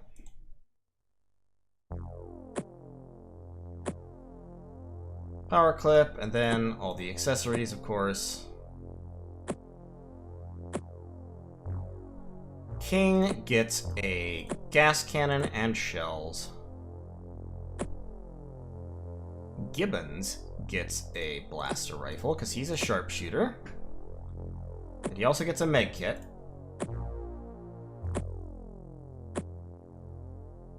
And I'm also going to give him the MC reader, I think, because he has time units for it.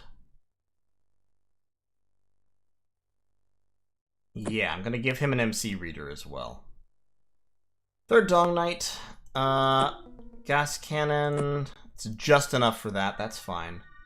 Kazawar, gas cannon. You'll just be a little bit overloaded. Triff. Gas cannon and the works.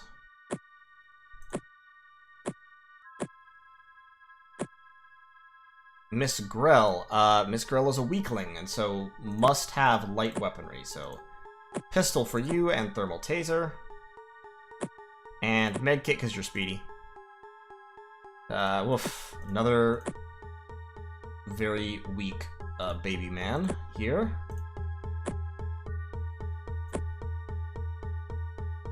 Okay, that's everybody armed up. Yeah, it's a mind probe. It's a mind probe is what it is. We have all these medkits that we haven't yet deployed, so we do want people to have those. But everyone's weak. Everyone is baby.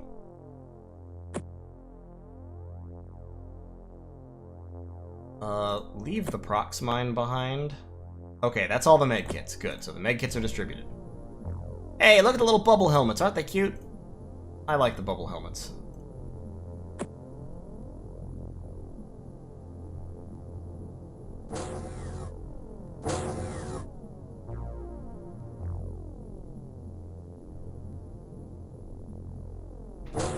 Lots of moving around. Oh my. Oh no.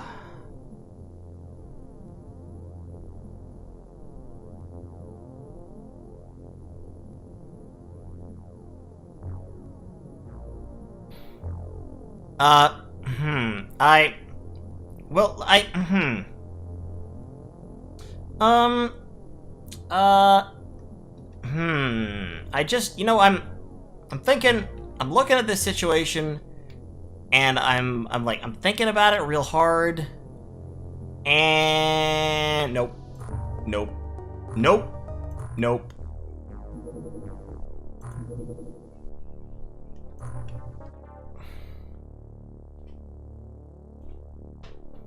We're going home. We're gonna get, oh my god, there's 3. What the fuck is this? Yeah, they're setting up a base. That's the only thing this can possibly be. They just set up a base down here. So, okay, so what we're gonna do here is we're gonna go hit these crash sites. Like these small UFOs. We're gonna go hit those and get some points. Yeah, just hit a small crash site. No, it'll be fine. Small crash site. Good idea.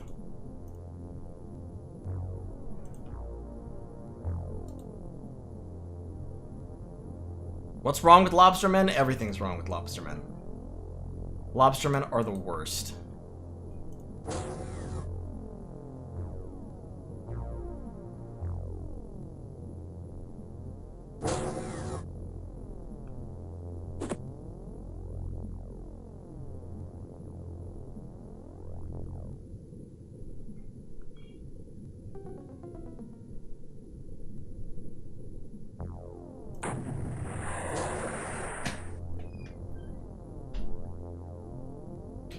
Yeah, so the problem with Lobstermen is Lobstermen are extremely tough, and on top of just being tough, they're also resistant to most types of damage, like a lot.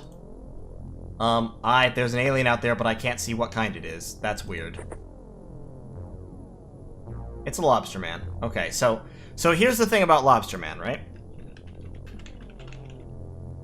And I'm gonna pull up their stats just to make sure that I'm not telling any lies. But in general, Lobstermen have They have a decent amount of armor, it's not super high. They have a lot of health, so they're like mutons in that way. But the other thing, like I said, the other thing about them is they are highly resistant to a lot of damage types, which most people aren't resistant to.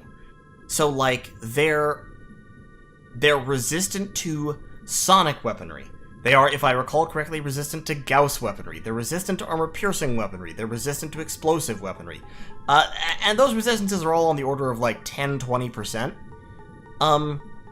But 10 or 20% is enough to hugely degrade the damage that you do. So, you know, especially when you're engaged in a long-range firefight with these things, they just absorb your shots and shoot back at you over and over and over. Just ignoring like half or more of the damage you're doing. So you have to hit them with stun weapons or you have to hit them with drills. Thermal tasers kill them. They take, if I recall correctly, extra damage from weapons that do cold. So, yeah, thermal tasers will kill them, but at the moment, that's the only weapon I have that will do reasonable damage to them. Other than that, it's just like I have to shoot them 5 or 6 times.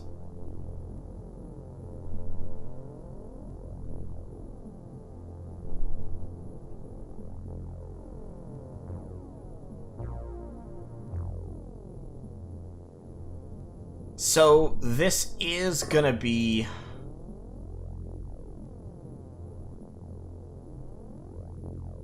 a big problem.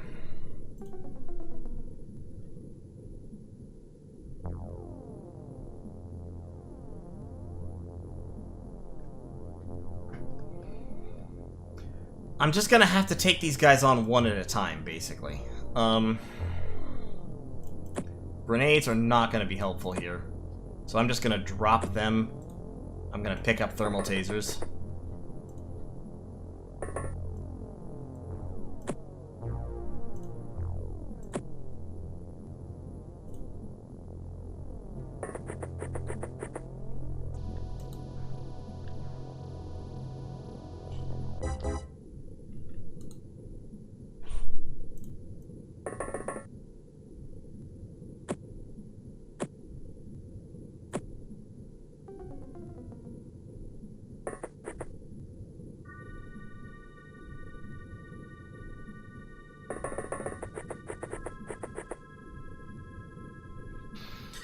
Yeah, I mean, the torpedoes... So, torpedoes do 90 damage, which means they roll between 45 and 135.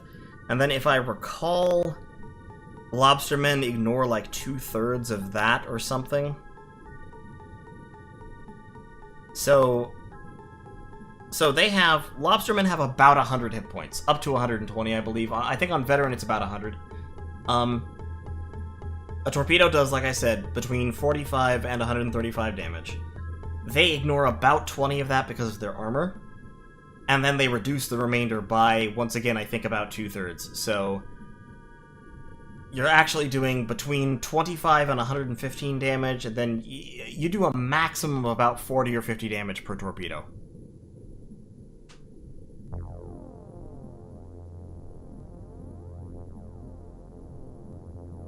No, on a bad day you do 0 damage.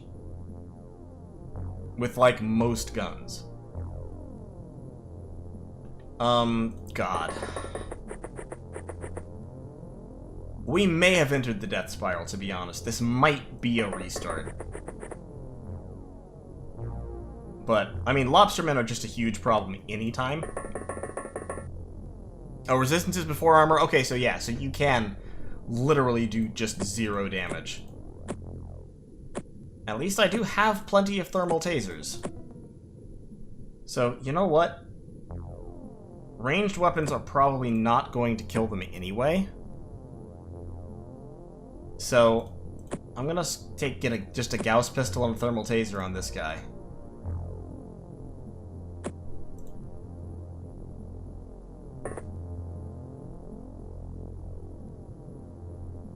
Here, let me show you.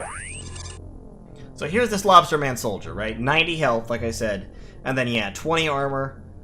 He has about 65 time units. His firing accuracy is 60. is melee accuracy is huge. Like, if he attacks you in melee, he will fuck you up.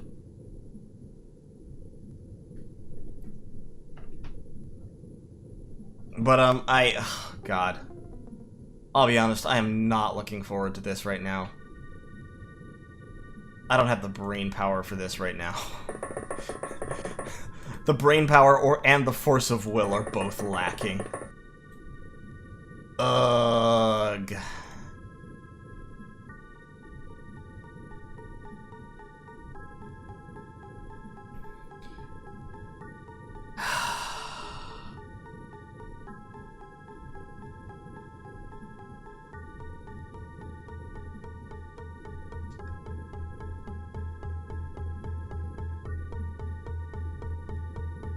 I'm just hoping there's only a few of them.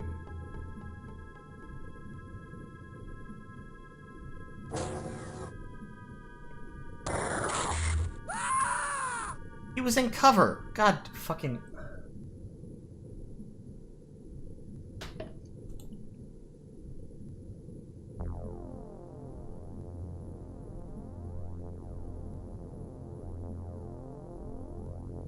You know what? Fuck it. I'm leaving. I'm sorry, I'm not in shape to deal with Lobstermen right now. For one thing, I don't have the weapons, but for another thing, I just don't have the mental fortitude at the moment. Lobstermen are a whole deal.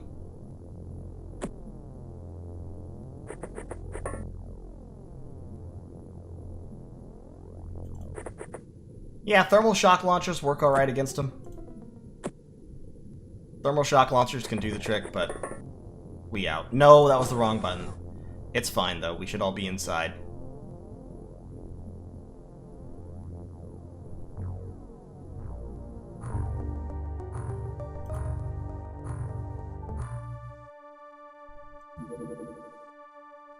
See, that's not a battleship, so it's not attacking me. That's just a large... That's just one of the ships that just established a base, going away.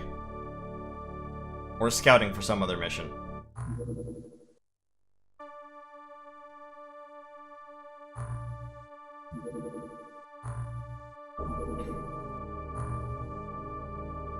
Let's scout around, see if we can find the alien colony.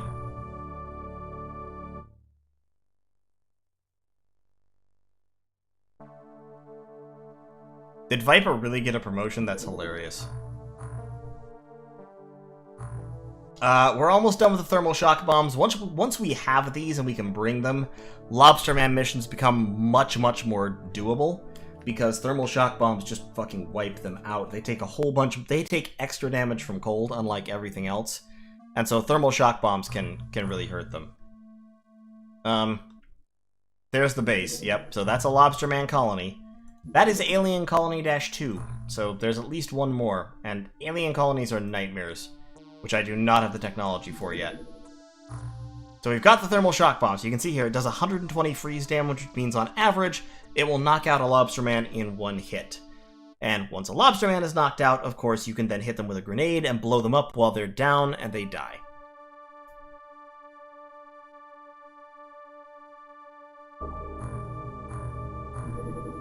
So, we've got that. That's good. Let's research. Next. The sonic cannon, I guess? Yeah, sure, sonic cannon. So we can now manufacture the thermal shock stuff. Thermal shock bombs require Zerbite. Launchers do not. They only require some aquaplastics. MC readers do require Zerbite. Lots of stuff requires Zerbite in this game.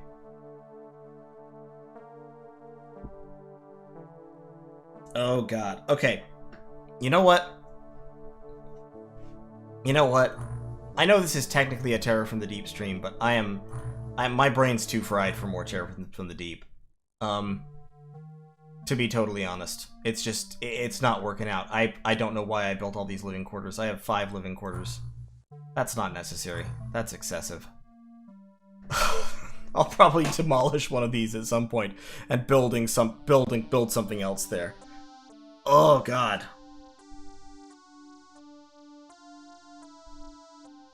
Jesus Christ, that cruise ship mission. That was a nightmare beyond belief.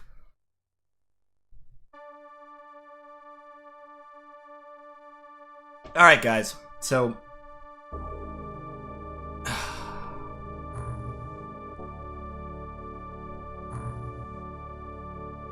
yeah, I'm feeling bad about this run. I am. It's true. Not feeling great about it. It could be better, but I mean, that's Terror from the Deep. That's how this game is. It's a nightmare. I think I'm probably gonna examine the run and think about it, and I may... I don't think I have to restart. If I can just, like, if I could kill that alien colony, that would immediately put me back in the running.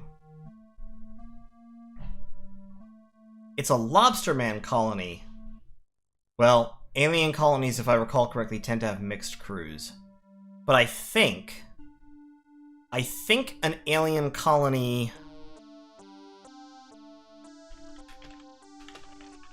will mainly have the one,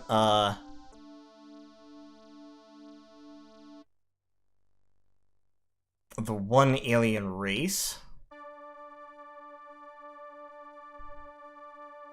No, I'm wrong.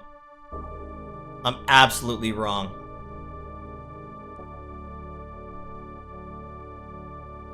It'll just have all the kinds, I guess. Yeah, that fucking sucks.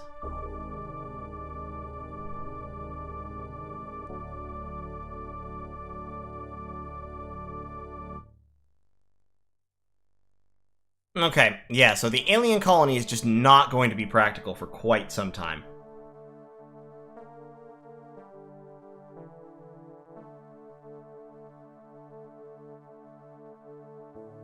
Because the way alien colony missions work is first you have to get into the colony. I mean, it's the Cydonia mission. It's literally the Cydonia mission. You have the part where you're outside the colony where you have to get inside. Then once you're inside, you go to a second part which has like 3 or 4 floors. And you have to find the alien brain, the linchpin of the colony, and destroy it. So, it's the Cydonia mission every time. Including, it has Tazoths, it has Tentaculats, which are flying chrysalids, it has Lobstermen, it has aliens with blaster bomb launchers. It's literally the end of Game 1, except it's every base mission in this game. So... like, it's not doable until you have really high-level technology. I mean, I'm sure that somewhere on YouTube or somewhere, somebody has posted proof of them performing an alien colony mission in Terror from the Deep with only, I don't know, their starting troops equipped with shock rods or something. You know, something stupid. But that's not me. I'm not going to be able to do that for a long, long time to come. So, that's just going to be there, which means our score is going to suck. But on the plus side, I do have the MC lab, so we've got that going for us.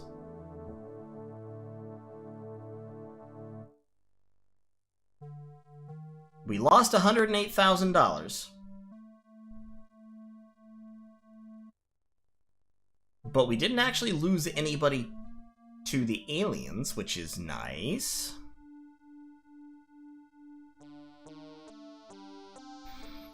Heartseiden, you imply that we can take those supply ships out without losing everyone, which is, I must say, optimistic of you.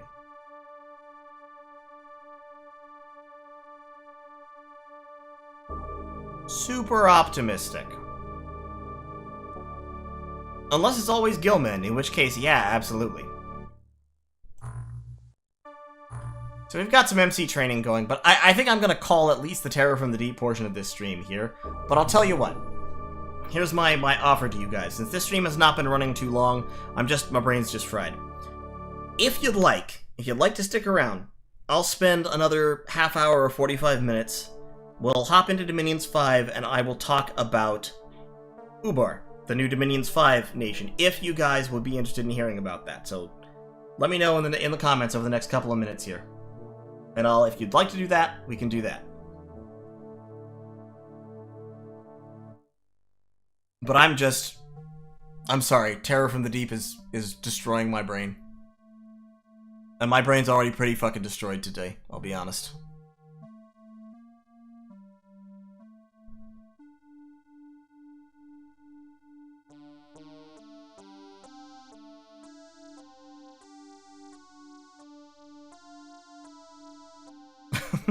Okay.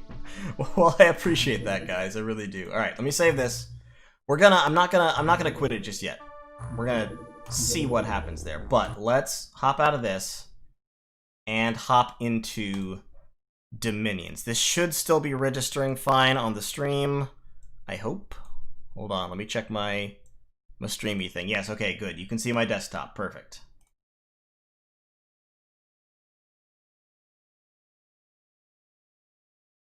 Talk forts? Okay, we can talk about forts too. That's fine. We'll give we'll get a kind of a brief discussion. While my computer very slowly updates Steam.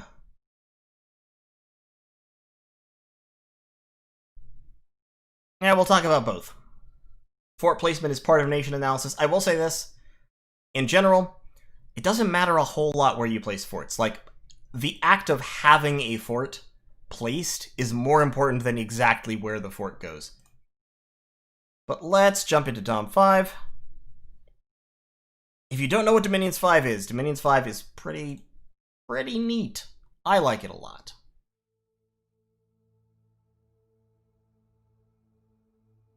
So,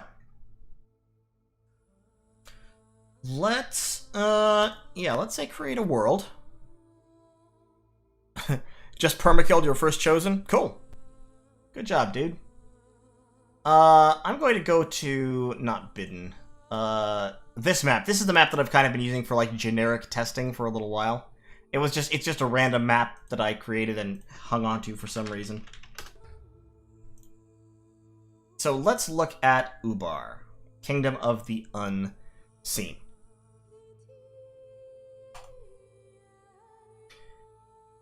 And we're going to need to create a god. So here's Ubar. This actually isn't the entirety of Ubar. Ubar has some other interesting stuff. If I'm 14, would I like it, GC? I don't know, man. Like, I don't know your... I don't know. I've known 14 or 15-year-olds who played games like this.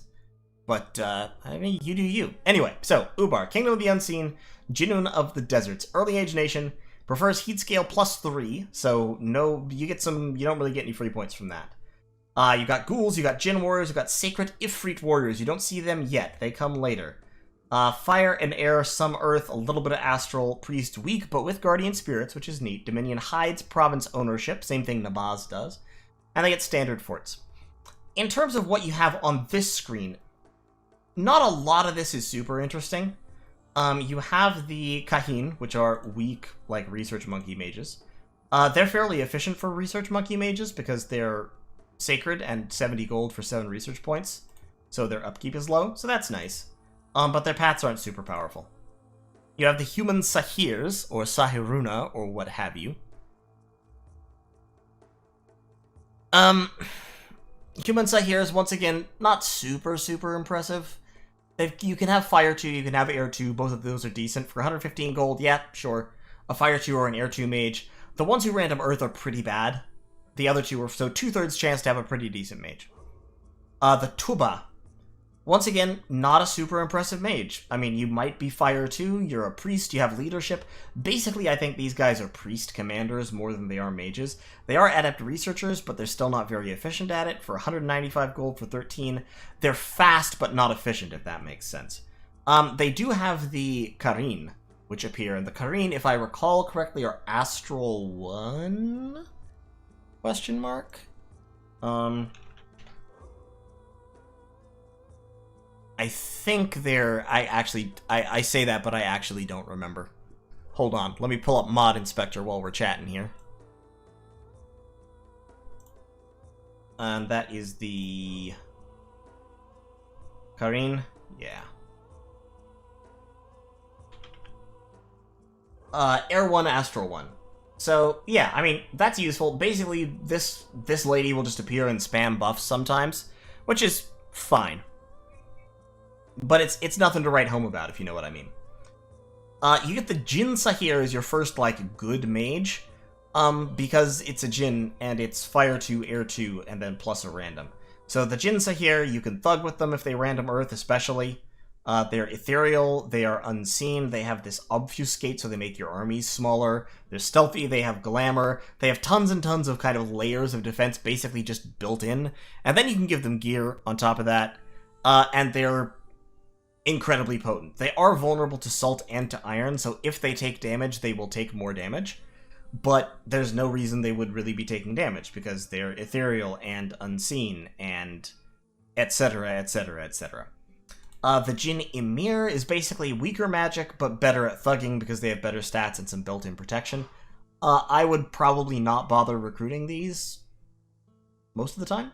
I would probably just recruit the Jin Sahirunas, because they're the same price, but they have better paths. The main difference is the Jin Emirs are sacred and priests, so they can bless themselves. So if you took a really heavy bless, you can use these guys really well.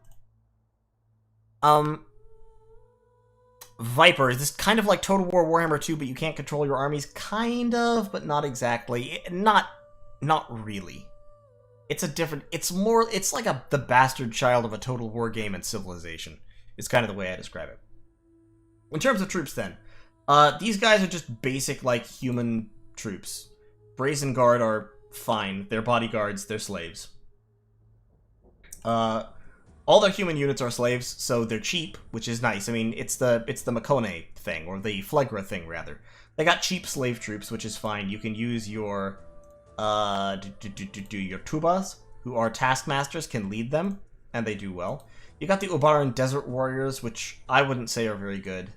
You've got the Ubaran Camel Riders, which have the Hawks, the Falcons, so they're pretty solid. Especially for expansion, these guys will do well. You have Ghouls. Ghouls are a really interesting unit. They're actually very much like a summon, like the Lamia summons. They only have one attack, but they regenerate 50% of their HP per round. And if they do die, they turn into their second form, which is this thing.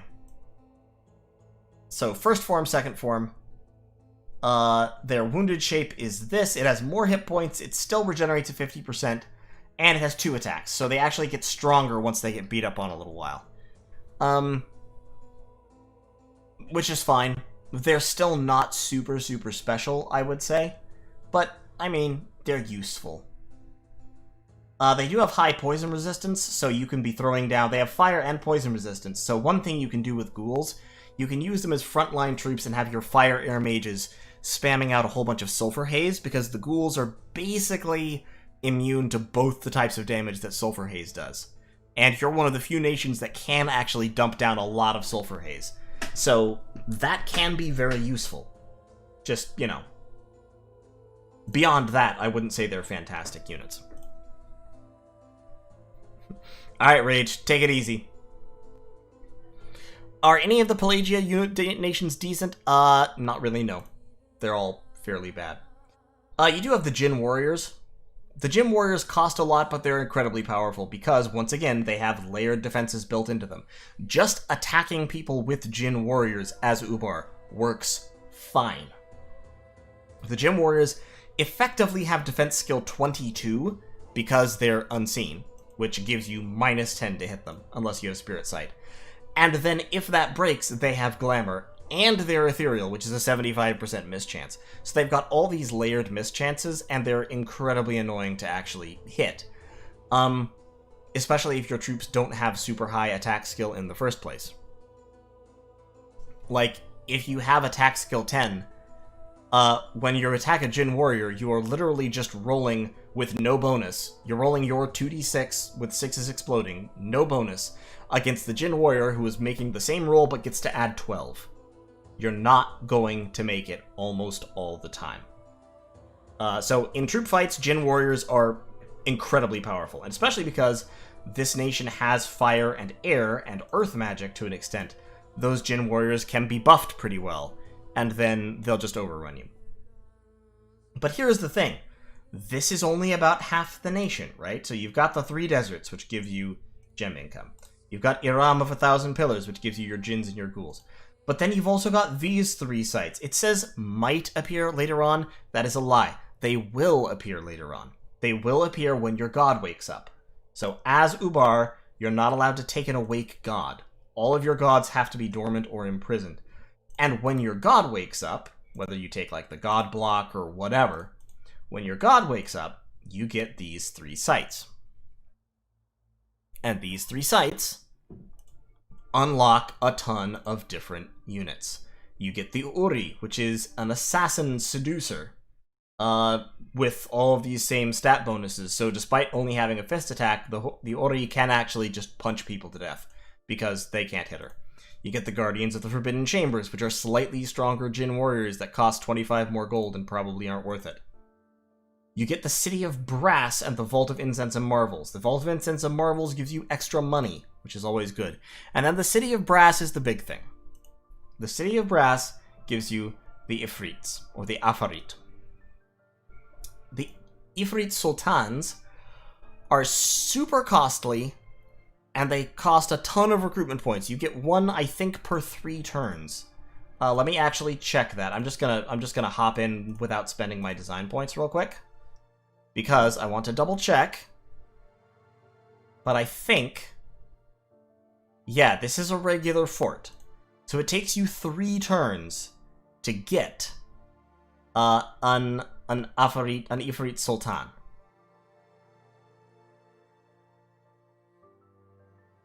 But they're incredibly powerful.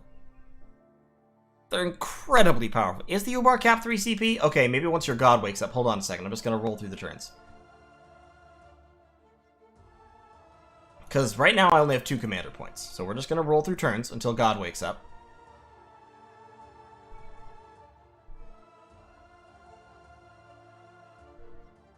I mean, it would make sense for the City of Brass to upgrade your fort. I've got Mubarak the Banu Salat. So that's a hero they have. Cool. He can fly, he has glamour, he's just a basic kind of shitty hero, that's fine. Unexpected event, I don't care.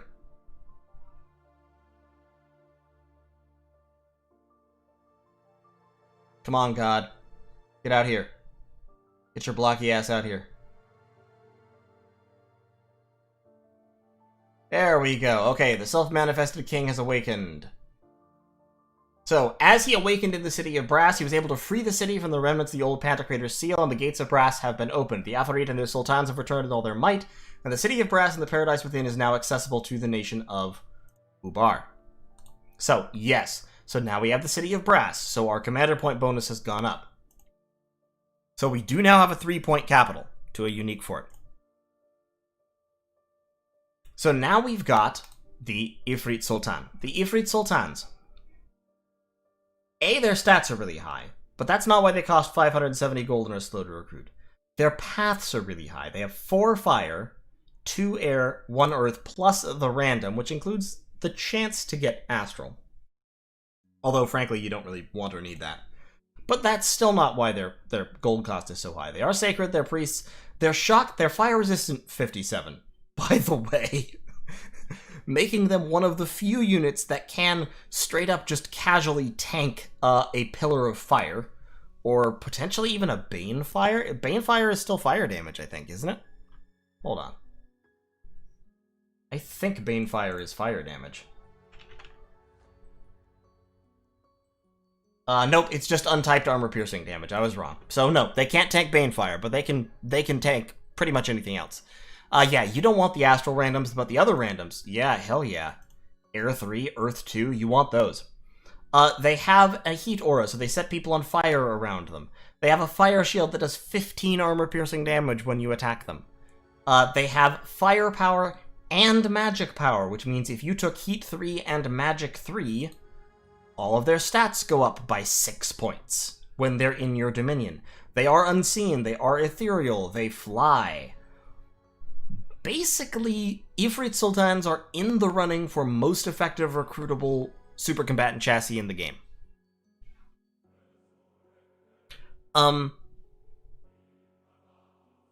So, it's a very powerful super combatant, but because it has heat and magic power, it needs to be in those kinds of dominions in order to function. Like, if you have a Drain Niflheim next to you, these guys are trash in that dominion specifically.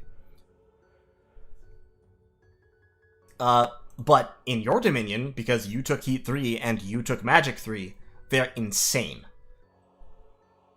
They're very expensive. They cost 570 gold. But, also, yeah, they can't wear boots because their legs are fire, and you can't put boots on fire. They'd burn up. I guess that's the reason. So, they're powerful. They're strong. They're really good. You also get these new units. So you got the Guardian of the Forbidden Chambers, and then you got the Ifrit Warrior. The Ifrit Warrior is... The closest comparison is probably an Anakite or a Jayeden.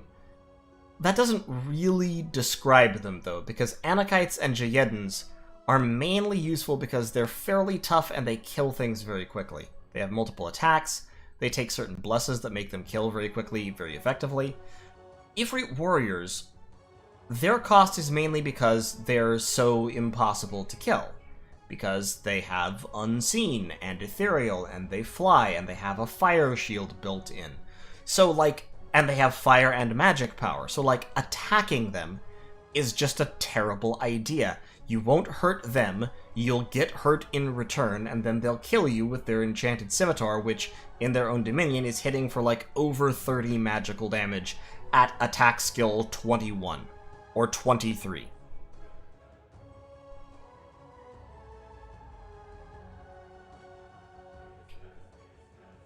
So, yeah, people are mentioning they're salt vulnerable. Yeah, so salt vulnerability only, that damage type only happens from one specific item, which the enemy has to spend gems on.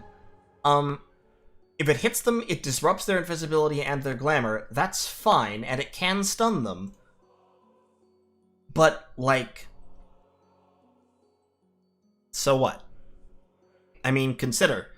Die Oni are still used despite the fact that they are super, super vulnerable to a magic item that is just as basic and is more widely applicable. And they're still used. The only use for the salt is to fight Ubar and Naba. That's the only context in which it makes any sense. So, yeah, people will deploy salt against you if they have the gems, but they're not gonna just have a lot of salt sitting around. We can use this, I think it's called Enchanted Salt? Yeah, Enchanted Salt. It's a melee weapon. It has one AoE, so it will automatically hit. It's an intrinsic weapon. It can't be repelled, so yeah, it'll go off. That's fine. It's decent. But, if you use it, the next round they kill you. Unless you successfully stun them. Because, you're just gonna fucking die. You're in melee with an Ifrit. You're going to die. So, these guys are super powerful. Now, here's the thing. These guys are super powerful. Especially in the right dominion. That said, I actually still think the more effective way to go is just spamming Djinn Warriors. Because Djinn Warriors have most of the same durability at less than half the price. So, honestly, I would probably just still go with these guys. I mean, Ifrit Warriors, yeah, if you decide to go for a heavy bless, Ifrit Warriors can absolutely support a heavy bless. Because they just don't die. I mean, they have Prot 14, no armor in the head, so you should probably do something about that. I don't know. The obvious thing to do is give them Bark Skin. Because they're fire resistance 50. So Bark Skin, yeah, it will reduce their fire resistance, but who the fuck cares? It'll be 45 still. You just give them Bark Skin. Now their net prot, their body prot is something like 21 or 22, and their head prot is 10. So that gives them more survivability. And then you can stack buffs on them. You cast, Mist Form on them, because you have all these air mages. If you have any astral mages around, you can drop, Luck, or whatever on them. You can give them regeneration. Regeneration actually works great since they're ethereal, so they ignore 3/4 of normal hits anyway, so they can just regenerate through damage. If you give them regeneration and a couple more points of HP, like 2 points of HP from blood, they're regenerating 5 per round. And, of course, Ubar and Nabah have a whole bunch of national blood summons, so you want blood on your god if nothing else. I don't know about Nabah being the strongest blood nation in the MA, but Ubar, yes, Ubar can be a solid blood nation, especially because you have the Shaitan who can random blood, and so it can get you into blood relatively effectively. This is your other mage that becomes summonable, or recruitable rather. He's really expensive. He costs 340 gold. But like I said, he can random blood. And he has all these like wacky special abilities, like he can scale walls, he's a corruptor, so he can lure enemy commanders away. This is like seduction, basically. But as I recall, it doesn't require them to be the opposite gender. He's has magic power, of course. He has storm immunity. He's a mage. You use these guys basically because they have blood and because they have that corruption mechanic. Otherwise, I think you would just recruit a Jin Sahir, which has the same combat paths. They're expensive, but you'll probably end up recruiting some of them. And then, of course, you can recruit 3 Oris per turn, which is hilarious because you can recruit 3 seducers per turn if you feel like doing that, just constantly. Now here's one thing to keep in mind. Of course, all the cool stuff here is capital only, like all of it. Everything from here to the right, and the Ifrit Sultans, and everything here to the right is all capital only. I think the ghouls are capital only too, aren't they? Or are the ghouls not capital only? Yeah, the ghouls are even capital only. So, outside the capital, you can't recruit anything that isn't a shitty human. Everything outside the capital is fairly garbage. Like, this is the best thing you've got outside the capital. In terms of mages, you've got the human Sahir, and that's it. And the human Sahir is, as I've said, nothing to write home about. So all your good stuff is coming out of Ubar. And what that means is, actually, your single most limited resource is capital recruitment points. For your, not only recruitment points, but also commander points. So in that sense, Ubar is, I would say, like Makone done right. Because you have all this great stuff in your capital, but you have to use your capital to recruit it. You don't have another option. There's no other way to get it.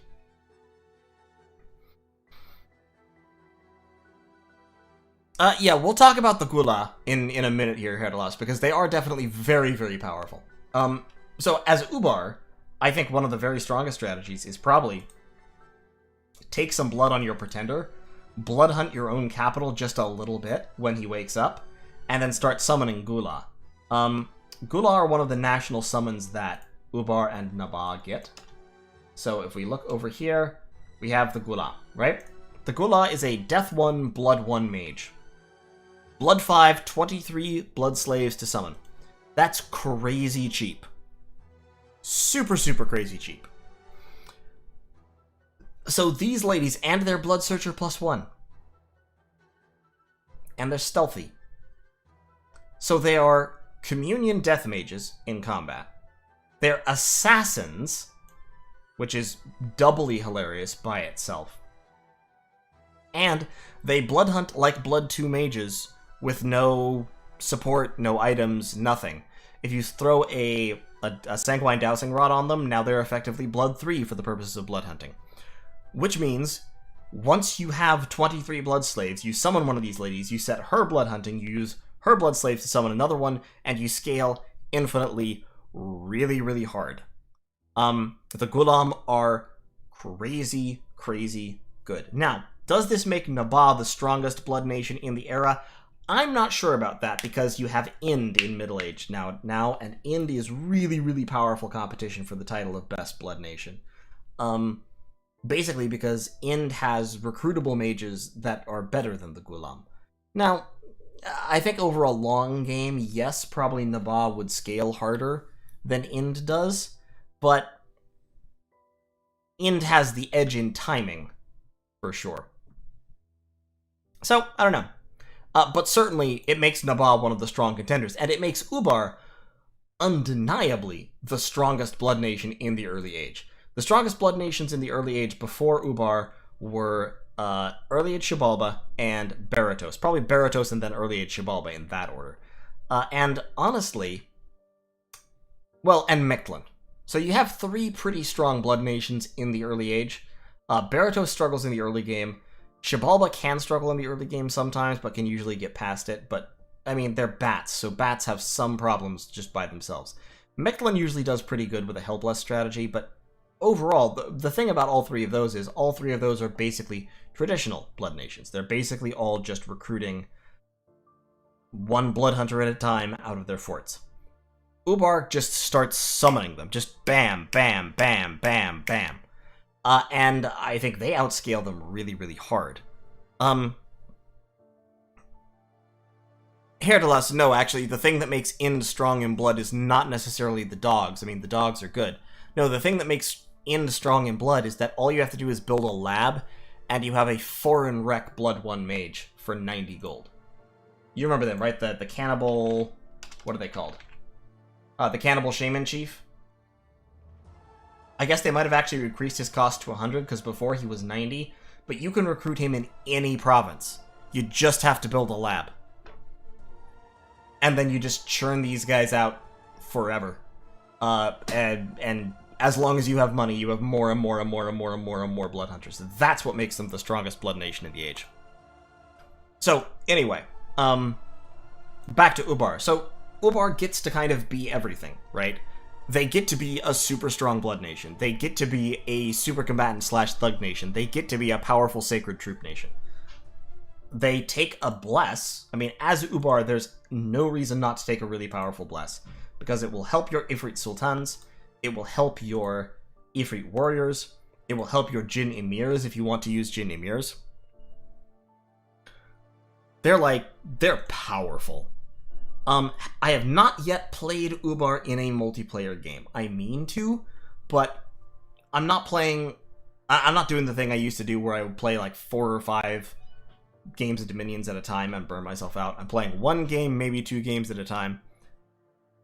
Right now, I'm going through with the Disciples game that we're playing, which I'm sure Herdalas has complaints about, considering that my team really kind of screwed his team over. But, you know, that's life. But maybe after that we'll start an early age game, and I might play Ubar, or I might play somebody else against Ubar. What's the weakness for this faction? The weakness for this faction is that, as I said, all their good stuff comes out of the capital, which means, you know, a game of Dominions might last for 70 turns, or 80 turns, or whatever. If you kill an Ifrit Sultan, that means that you've removed, just permanently removed, like 5 to 10% of all the Ifrit Sultans they will ever have. They can't start recruiting these guys until their god wakes up, which will be around turn 12, and then they have, you know, X minus 12 turns to recruit out of their capital, where X is the number of turns until the game ends, and every Sultan takes 2 of those turns. So if you kill one of them, you've just gotten rid of that. It's like with the Laestrygonian Tyrants, right? But like with Late Age Phlegra. Late Age Phlegra has these super powerful, recruitable super combatants, but they only ever get so many of them. Ubar has the same quality. They only ever get so much of their good shit. Also, their good shit is expensive. Ifrit warriors cost more than Anakites, and they don't do as much damage as Anakites do. They're really, really tough. That's why they cost so much money. They're really tough, and they're really mobile, because they fly. But they don't like, if you match Ifrit warriors up against Anakites one-on-one, or cost for cost, I'm still pretty sure they lose. They're paying for extra flexibility, and extra usefulness against, like, large armies, or... They're paying for better utility, and they're sacrificing combat power for it. So, they have the firepower and the magic power, they have the fire shield, they have their super powerful defensive abilities, but what they don't have is the ability, like an Anakite has, to take some kind of ridiculous Hellblast and rush into the middle of whatever and just kill it all in like 5 rounds. They don't quite have that. I still think Ubar is overtuned. Like I said, I haven't played them in a game, but just from looking at what they have, and honestly, if they didn't have the Gula, this all would probably be fine. Like, this is, because like I said, this stuff is powerful, but it's expensive and it does have counters. Like, these guys, the Ifrit warriors, hit them with cold spells. Like, Falling Frost would fuck these guys up, because as soon as they get hit, their unseen goes away. And their ethereality doesn't protect them from magic, and they have cold vulnerability. So, like, Frozen Heart ruins Ifrit warriors really, really quickly. Or Falling Frost, or you just summon things with multiple attacks to beat through the unseen with brute force, because they still do take harass penalties. You can beat this stuff. But they have all this stuff, and on top of that, they have one of the most efficient blood economies in the game.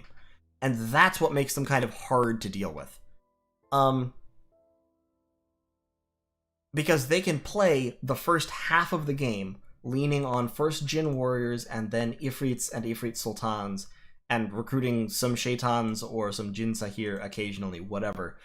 And then just transition, kind of at the drop of a hat, into this super, super powerful blood economy, where they have the Gula, and they're summoning more Gula all the time, and now they're like a blood death nation, and their main strategy is, I don't know, fucking turbo communioning with Shaitan regenerating slaves, and spamming 1,000,000 skeletons, or something. They have that ability to just switch gears, and that's very hard to handle. Really it is. I'm trying to see where are they? There they are. So if you look at what's available here, so we can see their summons. They have the Bin, which are like... The Bin are basically non-regenerating ghouls, but they cost water gems and require water and air, which aren't paths you have a lot of until later on. You'll see what I mean by that. You have the ghouls, of course. You can summon ghouls for blood slaves. You get 5 ghouls for 21 blood slaves, and you're going to have a lot of blood slaves, and any blood mage can cast it. So you can do this plenty of times. In any wasteland, you can just churn it out. They don't have the... You're right, they don't have the blood summon that Nabha does, but they don't need it, because they can recruit that unit here to us. And they also have the... It's not a national unit, that's why it wasn't showing up. They also have the Marid. So, yeah, as early age Ubar, you can also summon Marids who have all the magic there ever was in the world. They cost a lot. They cost 60 water gems, and you have to have water magic to summon them in the first place. So that's not really nationally available. Like, I don't think any of Ubar's mages have water magic at base. But if you throw a couple points of water on your Pretender, you can probably do it. And Marids are really powerful and can do a lot of very, very cool forging for you, so it might be worth getting one.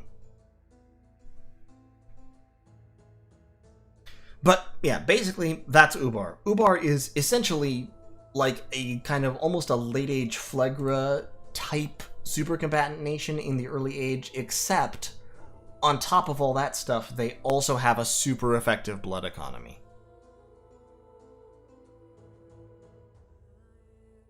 Here to us, I thought the blood summon for Nabha was a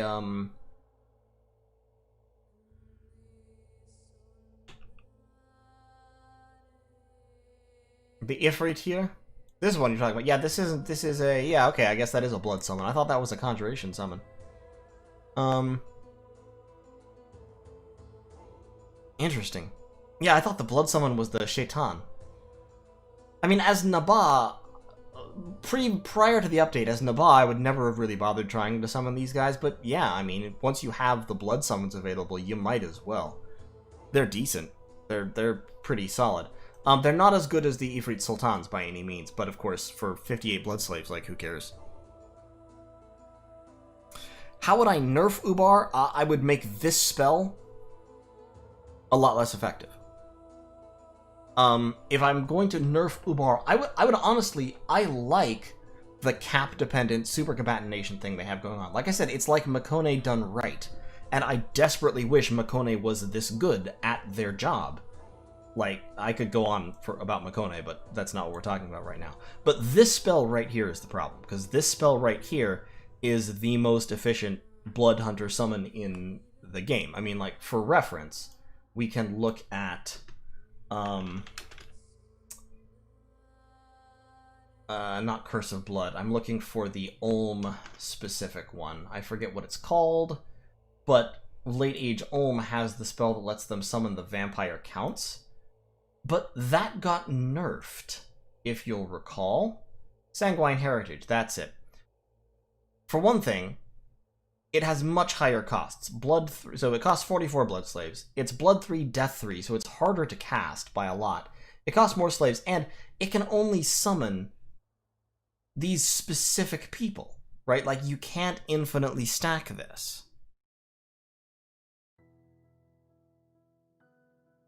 So, it's nothing like as powerful as Summon Gula is. It used to be, and it used to be like the thing that made Late Age Ulm scary was that they could do this, because beyond this, Late Age Ulm is not a super powerful nation. It's fine, it's good, but it's not like incredibly powerful. And all these guys are good. Like, I'm not shitting on this spell. This is a good spell right here. This is a good, thematic, powerful national spell. This is broken. So if I was going to nerf Ubar, I would kick this up to like Blood 7 and make it require Blood 3 and have it cost, I don't know, 60 slaves or something like that. And then I think that by itself makes the nation fine. Hey, Litar. No, I was playing Terror from the Deep, but I'll be honest, my brain's fried. I couldn't keep it up, dude. Terror from the Deep requires too much, and I'm not... look, I was up late. What do you want? So yeah, that's Ubar. I like Ubar. I think Ubar are really cool, but they are, I would say, somewhat overtuned. Now, I am going to say something that's probably a little bit controversial. I don't think Ubar is particularly more powerful than, say, Vanheim. Because there are, I mean, Dominions just has these nations in it. In every age, there are some. Dominions just has nations that have some incredibly powerful thing they can do. Like with Vanheim. Vanheim has the Vanheers. Vanheers are the single most powerful sacred unit, certainly in the early age, probably in the game. They're pretty fucking ridiculous. Ubar has the Blood Summon, which is pretty fucking ridiculous. Beyond that, like I said, I think you could probably make a case to just remove that spell entirely, and then Ubar would be a fine nation. If they had the spell at a higher level, with a higher research cost, at a higher price, they would also be fine. But as it is, I think I would be surprised if Ubar ended up winning a lot of games. I really would. Because I think what's going to happen is people are going to see Ubar, they're going to freak out, they're going to fight it. Somebody, over here on the map is going to make bank selling salt. Like the early age Ulm player is going to be making salt for 2 gems each and selling it for 4 gems or 3 gems each to all the people around Ubar. And the Ubar player is going to end up contained and crushed. And not working out. Rusk, yes, Vanheers are absolutely better than Anakites. Vanheers are stupidly powerful.